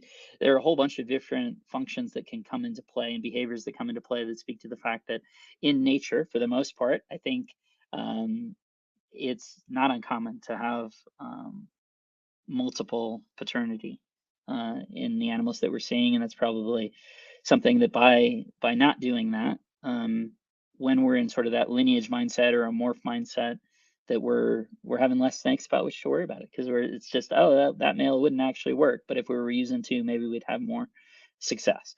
So I do think that's something. At the same time, within the rhinos, I just now kind of in the Dr. J way, I just have them set up in pairs and leave them together all the time, and I think that's the best, the way I've had the best success with them doing it. Certainly, let's see, in terms of rhino potential issues, the early problems with folks producing them in the U.S. is that they don't breed like most colubrids, certainly not like corn snakes, so that they're more like a boa. They take their follicles grow over a long period of time. It's a long cycle for them to grow their follicles, and they need to be a male needs to be available and accessible throughout that time. So they're much easier to breed as a pair or trio that are kept together than it is to rotate a male, because you're probably just going to miss it. And you're just going to get slugs or nothing from all the ones that you tried to run it through, as opposed to just, keeping that one and getting good productivity out of it. So definitely, definitely a tip. And I mean, it goes, heck, even Kathy Love was selling her rhinos. She'd gotten some of those, original Klaus animals. They'd come in the late 90s. And I remember in 2002, 2003, she was selling hers because they weren't working. They didn't work in the way that, corn snakes did. That essentially what would happen is if you didn't keep them continuously paired, they grow huge before they ovulate these follicles and turn into eggs. And you'd think you'd have one that's gravid and about to lay, and it hasn't even ovulated. So that in fact, you pull out that male and you're going to get slugs or nothing. And that was the space she was in. That was the space most people were in. Honestly, I do think an increase in them in captivity has certainly been our willingness to talk about the fact that, yeah, if you want to produce them, yeah, I know it looks like it's about to lay eggs, but it's actually 6 weeks out. You got to leave that, better be paired right now. Very nice. Something I'd love to go into. So you talk a bit about sexual dimorphism, but mainly, so my understanding is there's 3 color phases, right? I'm going to say color phase. I don't know if that's the right terminology, but you've got the browns, the greens, and the blues. Do you know a bit of the genetics? Is it polymorphism? Like what is it that's going on for the different colors? And when you talk about it, you said like the females tend to be more on the bluish sides, the males tend to be more on the green. Is it only one sex that goes that color and such? Like, I don't know if you mind going down that road a bit. Yeah, no worries at all. I think it's the barons that are more cleanly into browns, greens, and blues. But theoretically, there is a reference of an unchanged rhino, so one that had size but was still gray or brown or whatever. If you like in the earliest literature talking about Aratula in the mid 90s, there was no photo, there's no, but sort of an anecdotal. Oh yes, theoretically an unchanged, one that was an adult size but was the neonate color exists, but I'm not aware of anyone having. Certainly, I've never seen a photo. I haven't heard subsequently follow up on that, so I don't know if it was sort of just one that was taking longer to change, and maybe it wasn't quite as big as it was being, wasn't a full adult, something like that. Obviously, anything's possible. Particularly that's sort of the framing I would put on it, but I'm not aware of that. So really, we're talking they're basically green snakes, right? And in the way recalling the axanthic conversation, what blue and yellow make green, and so those underlying colors are in the mix. And a lot of the blue rhinos that you'll see is actually what we used to see with chondros particularly back in the day, either as a function of most commonly having laid eggs, or it could have been a function of injury. That sort of it seemed like a loss of the yellow visualization of the yellow associated with the hormone shift with producing eggs. So you'd have hormonal blue chondros. Certainly, you can see the same thing in rhinos. Also, some of them do seem to have sort of a polygenic, greater representation of that blue color as a ratio to the yellow, kind of the one Mike put up there. The other thing, right, is that blue or green and the way that it's expressed, and I know this is more properly documented in collared lizards and things, but there have been scientific studies on this going back 50, 60 years. Whether you're exposing them to ultraviolet light will impact what they look like in captivity. It's talked about mostly nowadays in the context of Abronia, how Abronia graminia, I don't even know the common name, and the the green. Prasinum and the Gastrophilus too. They get really blue when you don't keep them right. I feel, and maybe not really green tree monitors, but yeah, no, the Prasinum as well are. I see a lot of like ones in pet stores, and you're like, Now thing's at a show, that thing's like blue. It's like, Yeah, right. I It's definitely almost see like what the you're wild saying. ones, have this verdant green look to them. And in captivity, some of them, they tend to be more blue. And that's particularly with captive sort of F1, F2 offspring. So that I think that's another facet to how they can look. So I think the answer is hormonal blue is part of it. Some of them, there's a polygenic basis to it as well. and then how you're keeping them, potentially impacts that as well. The lighting that they're under, both regularly and when you're looking at them, certainly can have an impact on it as well. So I know the ones that are marketed as being Yeah. So you're true so you're blue, saying super don't blue, spend whatever. Yeah. $3,000 on a rhino? That's Exantic. Yeah, I'm dubious of that. I would want some. Certainly, I've seen the original photos, and to me, those looked like what my original animals looked like after when I looked at that photo, I would say, I'm a little dubious of the. It's always that same photo, which has interesting lighting, um, and that looks like an old female that's probably had a lot of clutches. And so yeah, I wouldn't be shocked that it could actually look like that, particularly under the light that it's under. That wouldn't shock me. Um, so that's, I guess, what I would say. Certainly, they can be blue.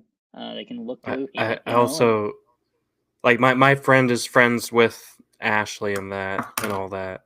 I've never met Ashley. Like I know she does like a good job importing. Like she's definitely one of like the better import people. But I agree with you in terms of like I didn't really love how like was it 2020, 2021 when they did that import and then the animals jumped from being like was it normal she was importing rhinos for 500 or less for like non-started like fish eater rhinos. So like they were like a fine like import price from Europe. And then the prices on I think the blues were 18 and then all of yeah, a sudden it was oh no, now they're $3,000. Like there's just like oh I got a lot of interest and then just like maybe it wasn't her like it probably wasn't her choice. It was probably like the friggin' European seller they were getting them from sure, that was like oh no actually I want a lot more or something. I don't even know, more. Yeah, but it's just like what like you say like a normal rhino. I remember you and Matt talked about him on just with Justin and Smitty. I love that episode because you guys also hit on other Asian rat snakes too, and that was just it was just like funny. yeah. I mean, that's the thing is, there's plenty I don't know, particularly if people aren't sharing it. But I would love to see, those animals at this point, if that narrative is true, hey, prove me wrong. Show me the pictures. Let's see them where those animals at because they should be out there. And I would suspect the answer is yeah, people could have blue snakes, but I have blue snakes too, and it's for the reasons that I've said. I don't think there's anything magic about them. And that exactly your point, Mike. My point was kind of that I just felt like it was probably um, someone somewhere was being deceived. Who that was and whatever. Um, that's just sort of my feeling on it. Yeah, and honestly, like a normal like the greener rhinos are like pretty good looking too, like green with the white flecking. Yeah, It's kind of like how the the white is subox. amazing. Yeah, Yeah, it's like and how that my black like flecking too. oh yeah, yeah. I've always debated about doing rhinos, but then so the dumb law in Alberta is that Gonyosoma are like illegal there, and because at one point rhinos were legal there, and then obviously there was a few years where they were probably going to be considered illegal because they got moved and now they're moved back. So like who knows Yeah, how they even fall in that provincial regulation because it's dumb because like rhinos aren't Gonyosoma, like they're different. They're a different animal. That the Prasinum and the Frenatum they're not the same thing at all. But it'd be weird because like I'm kind of planning on probably moving to Alberta in the next at the longest 5-10 years, but maybe even sooner than that. So it's like if I got rhinos and then I moved there, who knows if I'd have to get rid of them or not, right? Because even right. provincial And even what paper do conservation they take? Yeah, people don't exactly. necessarily like, oh yeah, no, they're fine, right? Like even here, it's like, oh no, you can keep that, and it's like, well, to your law, you technically can't. Like I technically can't keep Reeves turtles here, like they were in Amedia Day in 1982 because there was no Geo Amedia Day until like a couple years later. So Yeah, that's why actually, like a bunch of stuff is absolutely. illegal. Yeah. So And I no one find likes that uncertainty, for sure. exactly, even though it's like it shouldn't be the end of the world, but I also know one of one of the guys me and Dom know ended up getting arrested overnight for accidentally like his employee packed alpine newts in his box for Alberta, and then he ended up having to spend jail for a night, and those newts got destroyed because there were the 4 or 5 newts that Alberta decided to randomly ban. One of them is alpine newts, which is like hilarious, right? It's like, oh, we're gonna pick these 4 random ass animals and ban them. Yeah, Oh, and we decided to probably look just for because through your it box. says alpine, that must mean it's an invasive species risk or whatever. Like, Yeah, like just the I name is, kinda sets them up. almost get it, or it's like, okay, fair. Like diones and Russian rats are illegal, but you could keep a Korean rat in Alberta, right? Like it's like weird, and like Goniosoma are illegal, and Spilotes are illegal because they're rear fanged, kinda, or something. Like it's weird, but then you can keep a Phylodrus, you can keep a false water cobra there. Yeah, which is wild. So I would say that, yeah, the rhinos as Goniosoma thing has been previously kind of a third rail topic for me. I have strong feelings. I just don't think they're the same. But I am a splitter type, person. I acknowledge and I highlight and acknowledge and note the differences between things. So I'm more likely to be a splitter. I would say that to me, Frenatum and rhinos should go together. That's a natural subset. I had a wild rhino that had come in, and its horn had been damaged either during collection or in transit, and so when it had its first captive shed, it shed off its horn and it was just flat across its face. And I can send you the picture and say, what do you think this is? And the answer would be a Frenatum. I mean, it basically indistinguishable. Save the horn body structure is different, whatever. But if I showed you the picture, you'd be like, I guess that's a Frenatum. They're both, gray babies that with black and yellow inclusions that go through an ontogenic change. They're clearly that's a group, and then the sort of true Ghanies is a group. Prasinum, heavens knows, now that's 2 different things anyway. So, yeah, there's a lot there. I don't get as fired up on it as I Yeah. used to. And there was a paper that functionally said, basically that came to have my opinion. So it just becomes my principal frustration was that the way scientific literature is written and intended to be engaged with is that you can agree with it or not. The question will be how persuasive your agreement or disagreement is, right? All of it essentially is positing an argument. It's a reptile fight club. A scientific paper is a reptile fight club. And the question is, do people buy your argument or not? And the answer is not, well, this is the most recent paper that came out, therefore this is the argument that's persuasive. That's not true. It's an argument into the ring and you can take it or leave it. And within the paper itself that people would reference, they laid out multiple cases for different approaches that could be taken. They could recommend option A, which just lumps everything into Goniosoma. You could take option B, which presents, the sort of the alternative structure that I'm talking about. There was a third option where you could just leave things the way that they were. And they say we're deliberate because we're lumpers, we're choosing option A. They say that in the paper. They acknowledge that the argument that I'm making is valid, and that's functionally what the follow-up paper that would sort of contradict it just says is essentially that they made the argument themselves. They just chose then option A rather than option B. We posit option B makes more sense. That's fundamentally the thing. So if someone read the paper and said, I'm convinced, I'm going with Goniosoma, that's fine. I would accept that. Actually, that's totally fine. We would disagree, and there would be disagreement there. But the idea is that, well, this paper came out, therefore this is true. That's the part that I would push back on and would drive me crazy. Saying, oh, you're wrong in calling them that. No, I just don't find that paper persuasive.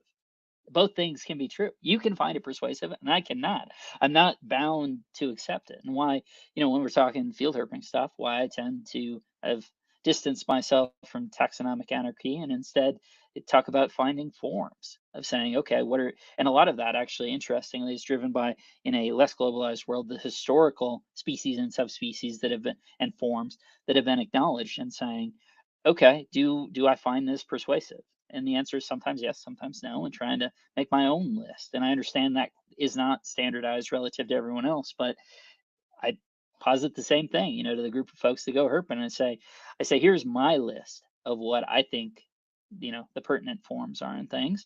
And, Dustin could disagree. Justin could disagree. They could say, hey man, you got a unfair home field advantage when you're talking about the Colorado form of Massaga. When am I going to get to Southeast Colorado? to go look for that thing. I don't want to count that on my list. Yeah, fair enough. Then don't. That's fine. It's supposed to be fun.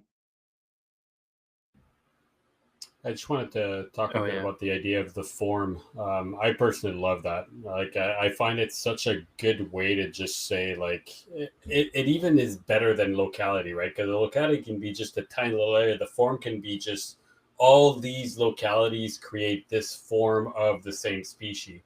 I don't know. I just wanted to pass my thought on that, but I love that idea. Like, it's not because they're genetically identical or because we found out that they're the same species according to these, and these criterias. That form is different than that form. They may be the same species, but it really, I don't know. I like it. I think it's just a way of saying it that you can't really argue it. Like, it makes sense. Right. That's great. I appreciate the feedback. Yeah, I'm totally with you. Yeah, like I would That's the agree thing with that that won't even. change, right? Those things either exist or they don't. If the answer might become that they no longer exist in the wild, so it's an unfindable thing.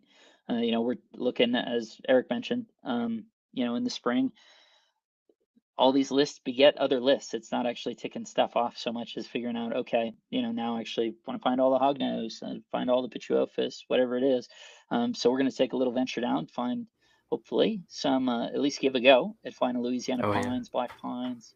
And Oh, so you're gonna I'm go sure, for loading eye as mhm. well? Oh, Yeah, I'm awesome. sure it'll be a challenge. I mean, pine snakes are ghosts of their environment for sure. Which is, again, I'm still stuck. I don't think we've found completely the correct answer. I know the things that feed into it, but I'm not convinced we found the definitive final answer as to why gopher snakes and bull snakes are ubiquitous in their environment, and pine snakes are the That's what ghosts I'm of the like. same How are hills. bull snakes in the same species as gophers? Like bulls are like bigger, and honestly, the bull's range is so big that I'm sure, depending on the splitter that looked at them, you could probably break the subspecies of bull snake into multiple subspecies in itself and give bull snake its own species, because you got a northern extent, like it's almost like prairie viridis with prairie rattlers. Like the prairie rattlers in the north have a different uh, chemical breakdown in their Sure. venom than the prairie rattlers around you and the prairie rattlers down in West Texas. And actually, what's cool is I noticed when I didn't really fully see a prairie when I went to southern, like I saw one as it slipped away into a burrow, but herping outside of Medicine Hat, you got the bulls and the gophers. The bulls are freaking huge there. It was pretty cool. But the prairies, it's like, wow, that looks like they should be in the same complex as concolor midget fadeds. Like Right. they're not like Organus are like totally different. Like it, because our concolors in the Hmm. Organus complex, right? Yeah. As of now, like that doesn't make any, like Organus and Helleri are like they're in the same complex, right? Like I agree that Yeah. they're subspecies of each other, but like you look at Organus, and it should almost be called Viridis because it's a freaking green snake. Like the Organus up here in Canada are like they're green, and actually you get some pinks in them. Like they're freaking cool. Like I love Yeah. finding them, and I love how people say they're chill, but like I don't know, they're a rattlesnake. They'll get upset pretty quickly. Sure. But yeah, I know that seeing the prairies is like, I guess like that almost looks like a concolor. Like obviously a little bigger, but it's Sure. like like it's definitely a lot more. Like you got the reds and you get the browns in there. You're like that, and the pattern on it. It's like I can see how that almost, but that's only looking through the phenotypic kind of part of it. Sure. Obviously haven't looked at. I don't know how to look at genes or anything like that, so I don't know how it lines up with that. But just the phenotypic part of it, and that part of taxonomy, which obviously some taxonomists nowadays don't even fall under. Like they're like, oh no, this gene goes here, but like Sure. there's still that fluid part of science where you need to involve multiple aspects, and that's where I think people nowadays, just in society, don't realize that, oh well, scientists don't know anything or they don't do this. It's like, well, science is a fluid freaking Right. concept. Like it's a man-made thing that's just fluid. Like it's changes. Like proper science means it evolves over time, and we get better with time, right? So yeah, it makes that those parts of parts of that kind of make you think a little bit. I feel. I'm not sure how you feel Absolutely. about that. For sure. No, I would co-sign that. And part of it too is just sort of what is the um, intellectual paradigm of the day, right? There's some variation through time, both in science, but particularly in the, more my vein, anthropology, liberal arts, those sorts of things, where just the sort of intellectual approach through which, the lens through which things are analyzed will cause those changes to happen, right? In a hard science, we're probably a little bit we're less susceptible to that, but not zero, right? Again, is someone a lumper or a splitter? The paper that lumped all those gynosoma together, they freely admit that their bias as researchers is to want to find groups as opposed to differentiating everything based on all these different criteria. Can we agree on what makes a species and where that falls? And we see that that's very, as both Nick and Justin highlight with regularity, that it's variable between birds and snakes and other reptiles and things and spiders, right? And heck, where we were just talking about, I don't know that it's come out yet, but we were talking about Jordan is super into finding all these unidentified spiders. Oh yeah, and all I this think stuff I at think you this guys point. talked about that. Yeah, I Yeah, find that and fascinating too. it's wild, right? So there are plenty of undescribed, probably even genera of different spiders and things, and it's different levels of taxonomic interest. Heck, Dr. Zach, when he talks about himself being one of single digits crayfish experts out in the world, crayfish taxonomists, out in the world that are I writing want these to papers. And hear a stuff. Zach Loffman crayfish episode. I just want to hear him talk about Exactly. crayfish because that's like his most that's like his. Obviously, he is Hey, coming over to the herp world, but honestly, like I want to learn about it, like just because like I know he's a good talker and I know he likes to nerd out about stuff. I just want to hear like I don't keep crayfish like. I wouldn't mind keeping like a tank full of Mexican or Texas crayfish. I know those are in those the Australian aquarium ones are hobby. wild. The yabbies, they're Yeah, some of wild. those blue ones, yeah, they're freaking cool. Yeah. There's some like really small ones. I know we got actually there's like a species of giant crayfish up here in lakes in BC, I believe. That's kind of cool too. Like apparently well, obviously I think we have some like smaller species in like normal rivers. Like when I was a kid looking for frogs and stuff and streams at like the when you go for like camp as like a kid in summer and you'd Sure. spend a week at like the bog or whatnot. And then like you go catch frogs every day or whatnot in there. I don't think they let you do that anymore because it's probably not good to go and fish out all the fish in the stream Sure. as like a 10-year-old kid. But I love that. And then finding little crayfish there and like my dad talking about the lake in his neighborhood when he grew up and was like, oh yeah, there's catfish, like non-native obviously, but back in the 70s and 80s, like you had catfish and bass and he would see the swarm of catfish around the female every summer kind of thing going there. And oh yeah, there's crayfish off the dock. He would just put a little string out there with some food on it and pull them up kind of thing. And it's like all that's super fascinating. And yeah, Absolutely, like they I agree. Yeah. We'll have a derivative colubrid and colubride where it's just Dr. Zach giving us his best 2 hours on crayfish. That would be fascinating. I think we should send him that idea. It would at least you and I would be excited to listen to it. I know I would be. Actually, what would be cool to get him on with like I don't know, maybe Corey from Aquarium Co-op or something, just to like, hey Corey, so you like this guy knows how to do a podcast. Just now talk to him about aquarium stuff. He's a reptile guy, but he's a crayfish guy, and I get because I know that I like I know like he's like that's totally different. Like aquarium stuff is totally different, but like that guy Corey, like he is developed a brand just around aquarium keeping in like a positive zen kind of way. And actually we have a store up here that sells a bunch of his products and has used almost his like business format to do it, and it works in like a high, not like a high end, but like that like Vancouver's known as like a kind of like a weirder higher end part of North America ish, but like not really. Like we don't have 10 million people here, but we got 3 million people, but it's like expensive to live here kind of thing. Sure. And they're in Vancouver, like they're not where I live or they're not further out east, and it's able to work but they have that Zen like thing, and they create a brand, and I'm sure they sell a lot online too to the rest of Canada because Corey has like I don't know like a lot of subscribers on, like he just gets an insane amount of views on YouTube. Like it's never gone away. Like, and it's been like that for 10, probably 10, That's wild. 5 years now. Like, I don't know. It's wild. That aquarium stuff is like, I've actually recently bred some fish and stuff. Like I was into fish and then I kind of got out, and then 2 years ago, I was like, I have a bit of extra cash I could use. And I have a fish tank already going. Why don't I get some fish that I enjoy working with, or I think are cool, just to have in my dad's shop, because I got like a 90-gallon out there just running. It's like, why don't I actually put some more fish in there finally? And I was like, oh yeah, cool. And then they finally bred the fish I wanted to breed like 8 years ago at a high school. I had like one left of, and I got 6 and fed them up, and now they're spawning every 2 weeks. And now I stopped spawning them. I stopped collecting the eggs because they just keep breeding now. But they're like a fish.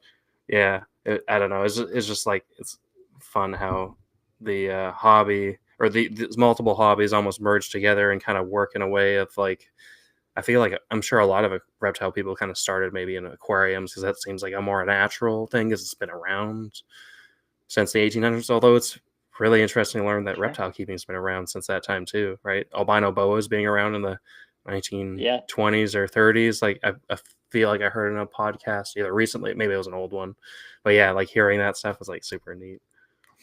Absolutely.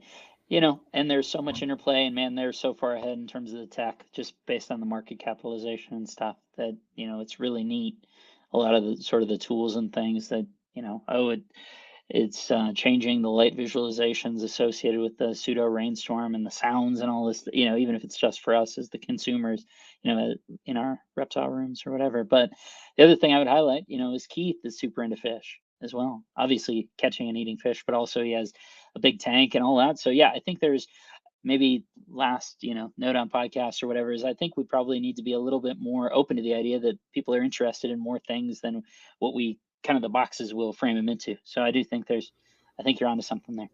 Oh, for sure. I asked Keith to come on. Obviously he's going through something soon, so hopefully we'll have him on in the spring to come. He wanted to, he didn't say no, but I definitely wanted him on. I know, I think Warren or somebody was like, you need to get him on, and I reached out and he said he couldn't right now. But yeah, no, I definitely want to have him on. We're having Scott on again because, well, I wanted to have Ty on, but then Ty, they really wanted to be on together again. So I'm gonna have them both on again, because honestly, with Scott's episode was similar to this one, where it's like you barely hit what you actually wanted to hit.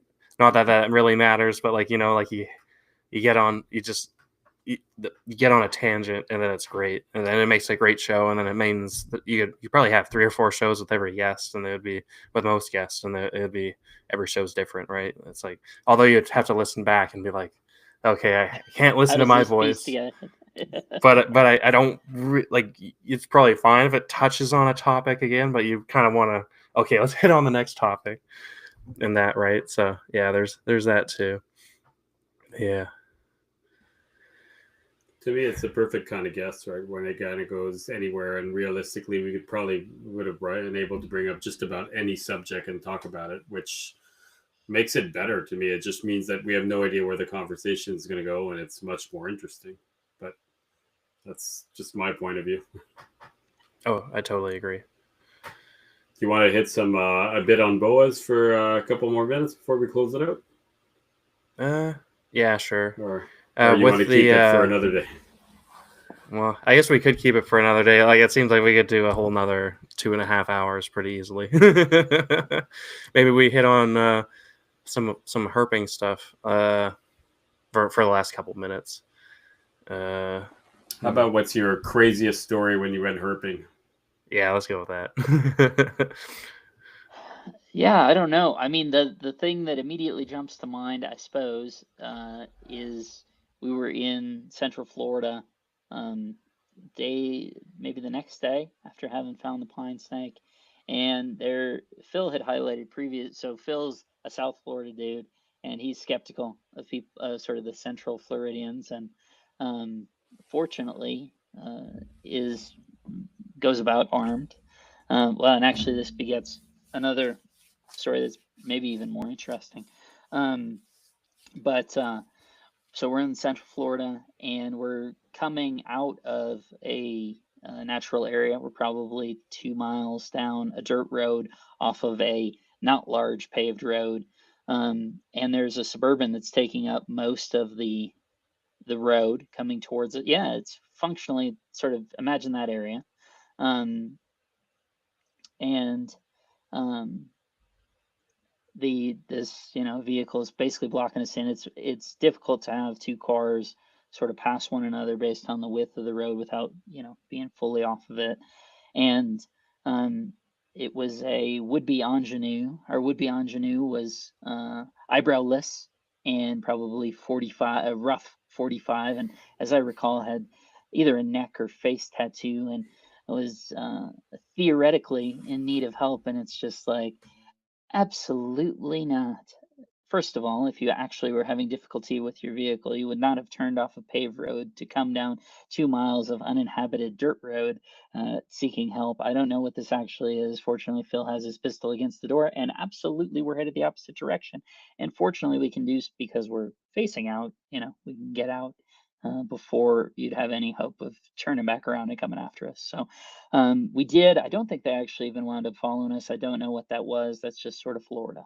But it reminded me, Phil and his guns reminded me of, he'll travel with them as well. He has to send them as checked luggage, obviously. But I think that's how that works. But Probably yeah, he has depends to on the walk. state.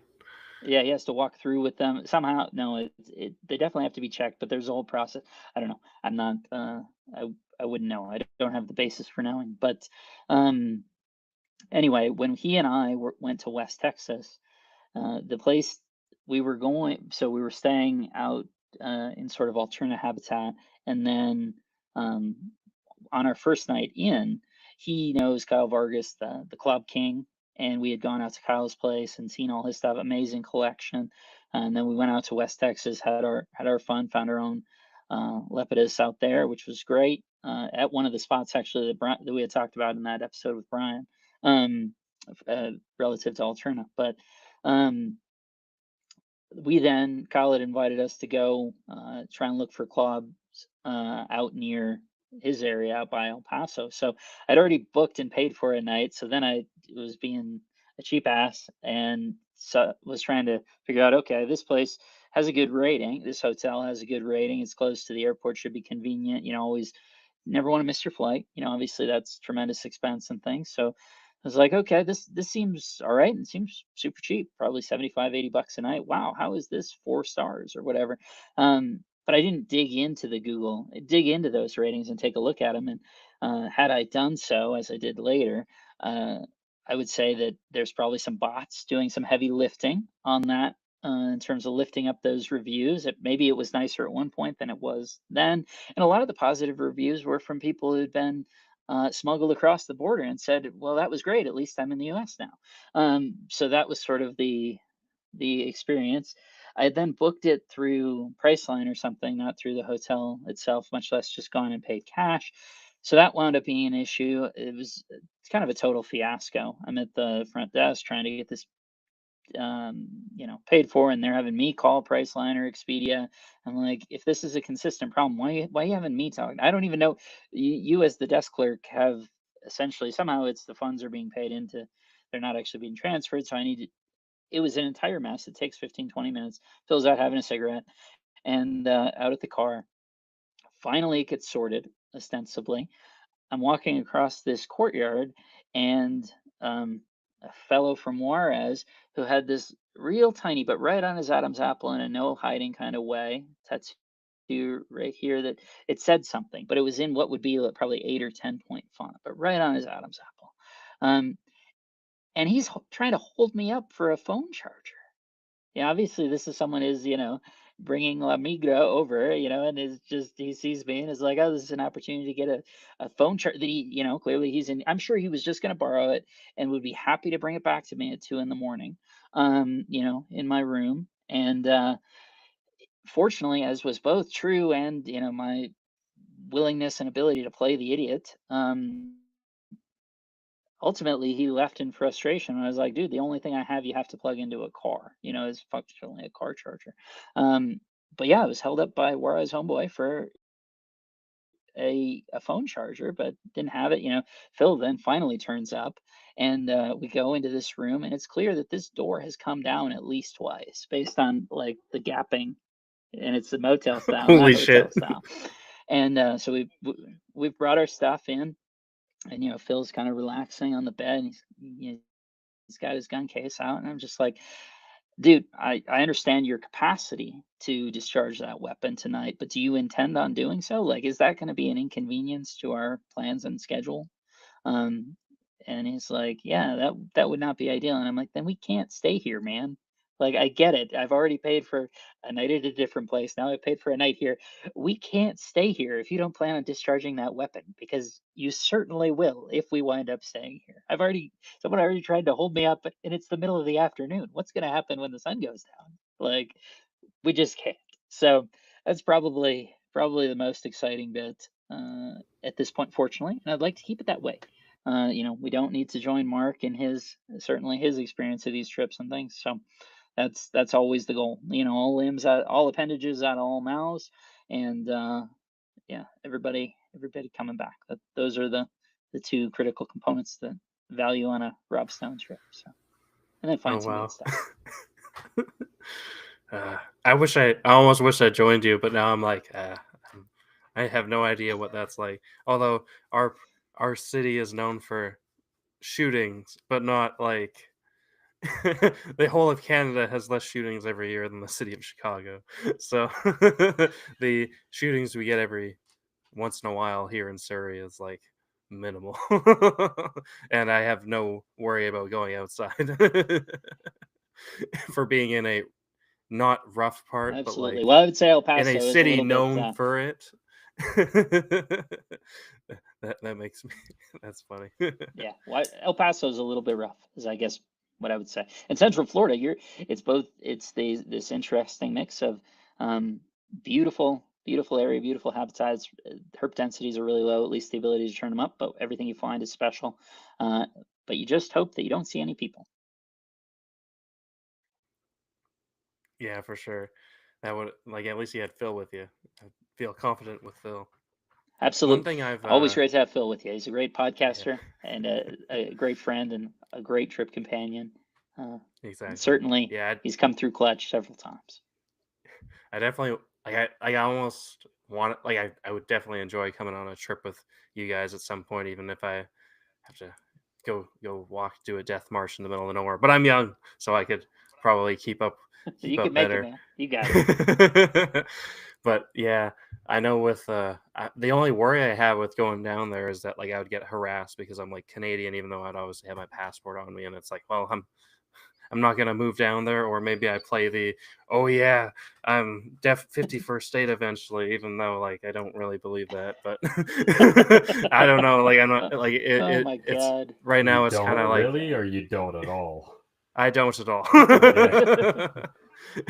That would be One should hope not. One should hope not. no. So We are our own thing. We would Yeah. we know most of you guys are friends, but yeah, it's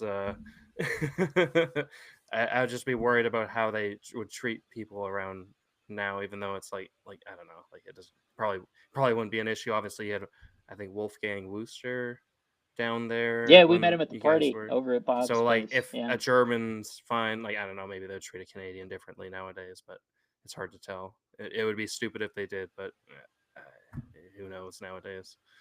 We Yeah, can think I think the you'd be all right. yeah, I was gonna say we can think the president's an idiot. It doesn't mean that we hate all Americans, right? So it's kind of like the same thing. I assume that that's how Americans are. They might be frustrated at everything that's going on, but they're not frustrated against the people. They're frustrated against the governments. So I think we'd be fine. But then again, I mean, talk to anybody in Canada. Majority of people that I know used to go to the States all the time. Nobody's traveling. Nobody's going. It's quite impressive how like everybody has just stopped going altogether. It's That's wild. yeah, like But there's still it's some also people doing it, but yeah, sorry, go.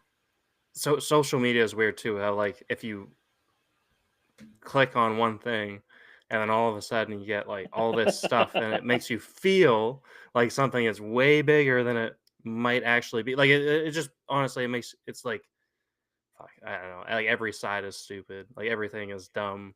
like both sides are extreme in their own way. It's just like it's like why can't people just be fucking normal now? Right? Yeah. Like the normal people are right down the fucking center. It's like nowadays, but yeah, no, I want to go to West Texas. I want to go to like I want to hang out with my buddies this year, but then it's also like it would be really cool to go to IHS at Bob Ashley's place. Like that'd be a Yeah. freaking awesome trip. Are you guys planning on maybe going, or are you guys maybe planning Australia instead? Yeah, it sounds like Eric's really got this idea of his. So I, called him today. We'll have to connect on that and figure it out. I hear the longing in his voice, so I'll probably have to accommodate that, and we'll make it work and figure it out. So Like he wants to go to Australia, or he wants to go to Bob yeah, Ashley's?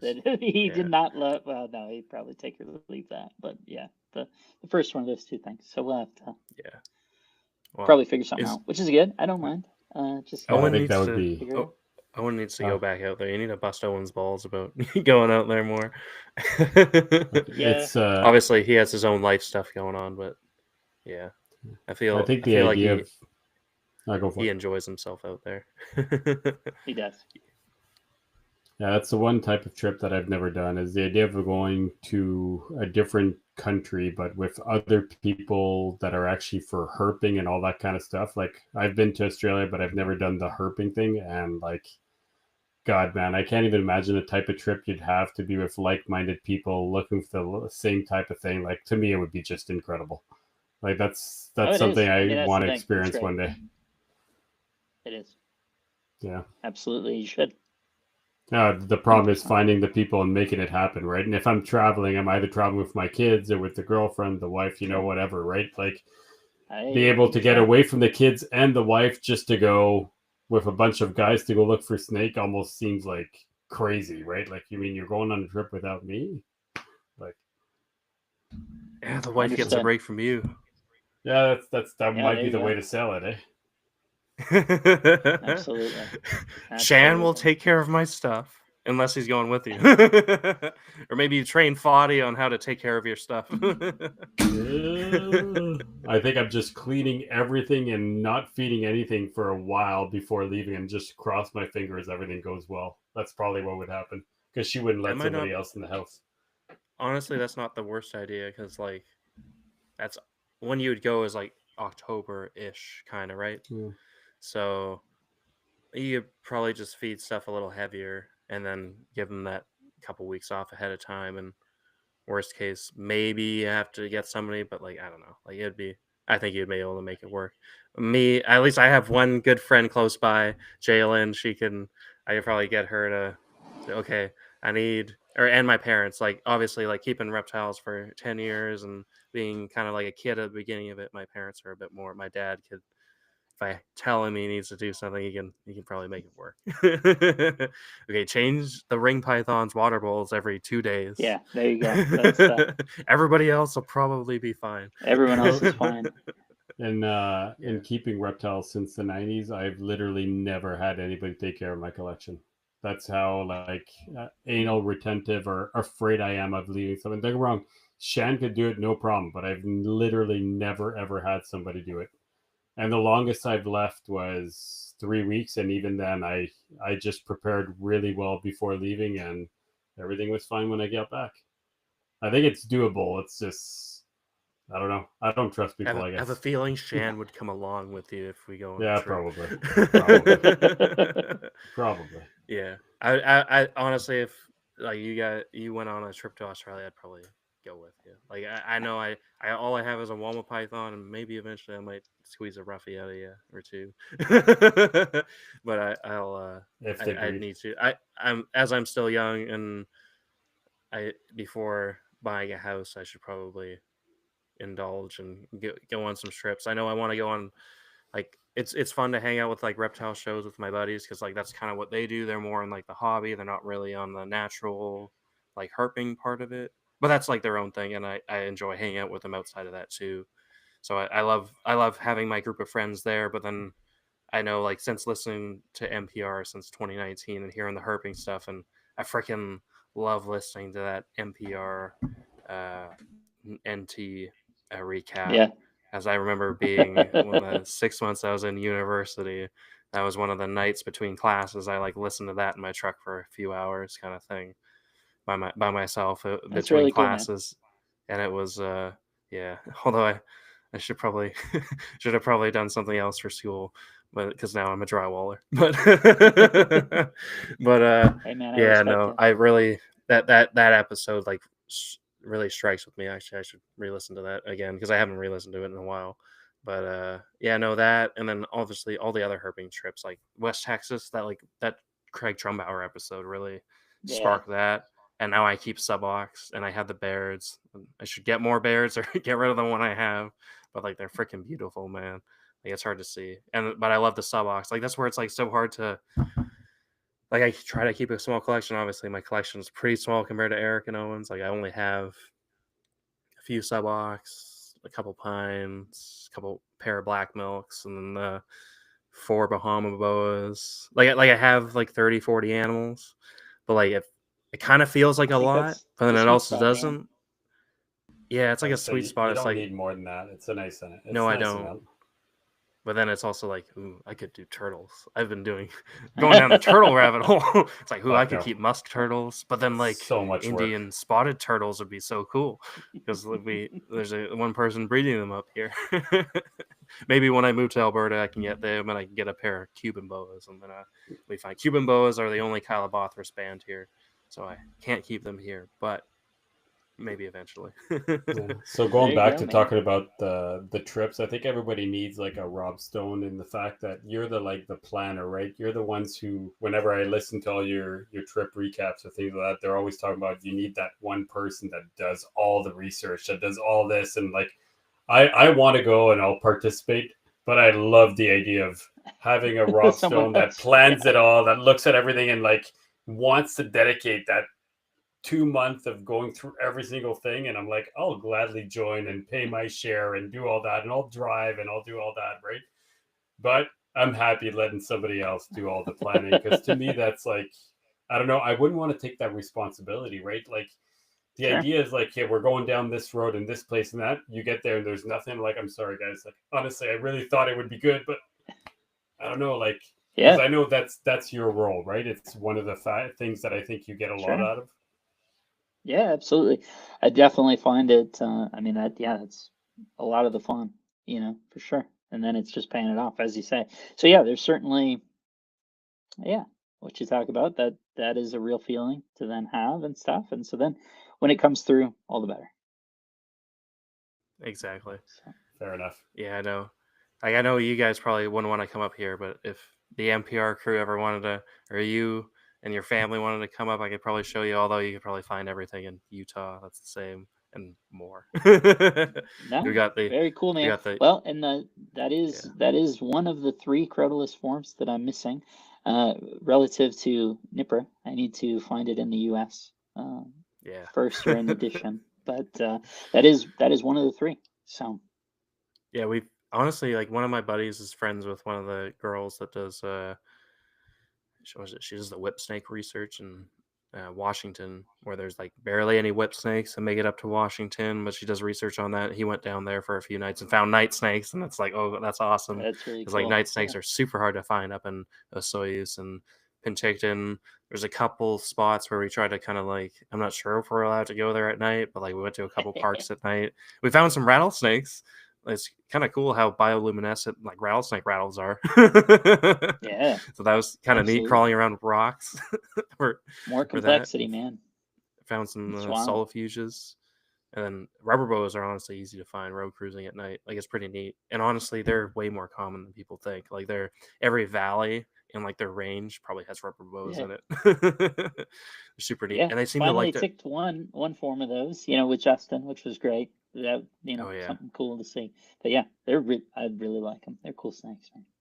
Yeah, I love rubber boas. Like, honestly, like sometimes you're like, I could keep like a snake, like a native snake illegally, and then you're like, nah, That's not a good idea. But it's cooler just to they let are it cool. go. Like it's cooler just to Yeah. like find Watch it and then like, okay, let's go find the next one, kind of thing. and like rubber boas are awesome. They seem to really love fresh water though. Like wherever you find them, like they're either at night road cruising, like they're like they got the you got the stream or something going right by Yeah. the road, and then like you might find some frogs or something, but they're always going to or from the stream, depending on like if it's 2 o'clock in the morning or 10 o'clock at night, kind of thing, right? Mhm. Like they're going there. That was They're super Justin's cool. thing. Yeah. That was interesting. Yeah. Yeah, but then you also find them. Well, I guess they're kind of near a stream, but they're also in like the more deserty parts too. It's weird. Like we found them high elevation and then back down in like a little bit of a basin that was kind of high elevation, but not. I don't know. I'd have to take you there to kind of show you. You're right. It's kind of neat how like limited but big it is. I don't know. I need to find some closer to here because there might be actually a population that's not too far. That me and Jay went in like June. Although it's like okay, I can see how this works, but we might need to come back here in like the fall or something on like a sunny day Right. kind of thing, where Colder like but they might sunny. come out Yeah. and bask, but they come back to the rock pile kind of thing. So yeah, that might be only an hour drive away and not like 3 or 4 hours away. Right So on. yeah, that's cool. Alrighty, Dominic. I think Yeah, I was I gonna think say we'll have to have a whole another episode to hit everything else with Rob because I think we if you could want to do a talk for boa hours. in a few weeks or a few months, whenever you're ready again, I think we should redo it, but on boas that time, so you can get your kick out of that. Yeah, I'm all good waiting. Maybe I'll have baby Bahamas, or maybe I'll have a bunch of slugs, and I'll Yeah. have to readjust my. Wait, they're gonna be all slugs, and then I'm gonna have to retry this again in a couple years. when she's Positive. back up the Positive size. thinking. Positive Yeah. mindset, and it might happen. Maybe she's still fat, but she's still eating, so I don't know. It's hard to say. I don't know. When I got her, she was eating up until my buddy shipped her to me, and then it was like a month of her not eating, and then she finally dropped babies. So, or well, she dropped slugs, not babies. So I don't know. And it was like I got her in mid-October, and she laid the slugs in November. So I don't know. It's hard to say. I don't know. Hopefully, I left the mail in long enough. Hopefully, Right. my trip to Alberta was like good for that, but I don't know. I'll have to see. Next time, maybe I'll just leave the male in for the whole time, even though they freaking hate each other when they're not breeding. Like, it's weird. Cody Joe actually paired his same pair from the same litter from Jeff, because they got 2 pairs up from that one litter, and month ago he sent me a picture, and they actually locked up finally, like normal. Like they didn't fucking run around and run away from each other. They actually like locked up. I've never seen mine locked up, but like after a few weeks of introducing each other and leaving them in for a couple weeks, they kind of like almost chilled out. Like they weren't together, but like they were not actively moving around the cage the whole time trying Actively to. hostile. Yeah, no, Sure. like they're but like they know they're there. Like they know each snake is there. Like they don't even touch each other, and they're like, and then when they do touch each other, they like freak out and like shoot to the other side of the cage. It's like Oh my weird. gosh. But like these snakes have like my buddy has pictures of them locked up like 5 years ago, right? Like these snakes are 10 years old now. They're born in 2015, right at probably a little after you had the Jeff Murray episode with Eric and Owen. Yeah. I re-listened to that one so much. I haven't re-listened to it in a while, but I've re-listened to it probably like 15 times. Because it's like I could probably pick stuff out each time, right? Yeah. Sure. Although it was awesome that you guys finally got Jeff on the On the Boa Show. Yeah. Boas. So that was great. I know I reached out to him. He might come on, but we'll see. Maybe I'll need your help having him on to pull some stuff out of him, but that'll be good. No worries. And if you want to do a bullish at that point and you want Rob to take over for me, you can go ahead, because sometimes I don't know what the heck to talk about. I don't know. Jeff spread a bunch of cool stuff. Actually, he'd be cool for Smitty to have on just to talk about sand boas, because Jeff seems to be going in a sand boa Yeah, Sambo kick right now too. Yeah, I was talking to Smitty. I was like, maybe me and him should start like some sort of boa thing, but like a sand boa. I don't know. It's too niche. You don't want to get too niche if you start a podcast, nor do I have time for that either. But yeah, I don't know. It'd be neat to maybe do make a boa spin-off or something. I don't know. There's so many ideas I have and stuff, but Absolutely. time is time is all we have. Fair enough. All right. Well, Rob, huge thank you for coming on. It was really great. Honestly, really interesting talk. I don't really know what we talked about during the whole time, but it was great. It was all over the place. So you want to let everybody know how to reach you, or if you've got anything for sale, feel free to plug it in too. I don't have anything to sell. If people want to see photos of mostly field herping stuff, they can go to High Plains Herp on Instagram. Also, I'm trying to need to find and invest time to update the website. But again, it's mostly going to be kind of field herping photos and things, but hopefully better quality that don't look like they're drawn in crayon, as the Instagram reductions can sometimes do. At High Plains Herp or rhinorats.com should go to redirect to the same place.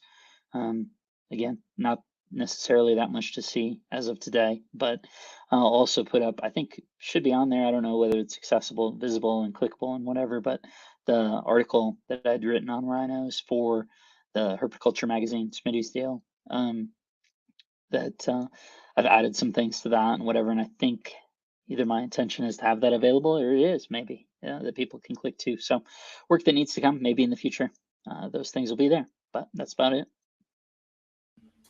Awesome. And for everybody listening to Reptile Rejects, today we released the Eric Burke episode that we recorded last week. And if you're listening to it now, thanks for joining, guys. It will only appear on the podcast next week because we tend to be a week late. If you guys want to reach Michael Gillian on Facebook and Instagram, what is it now?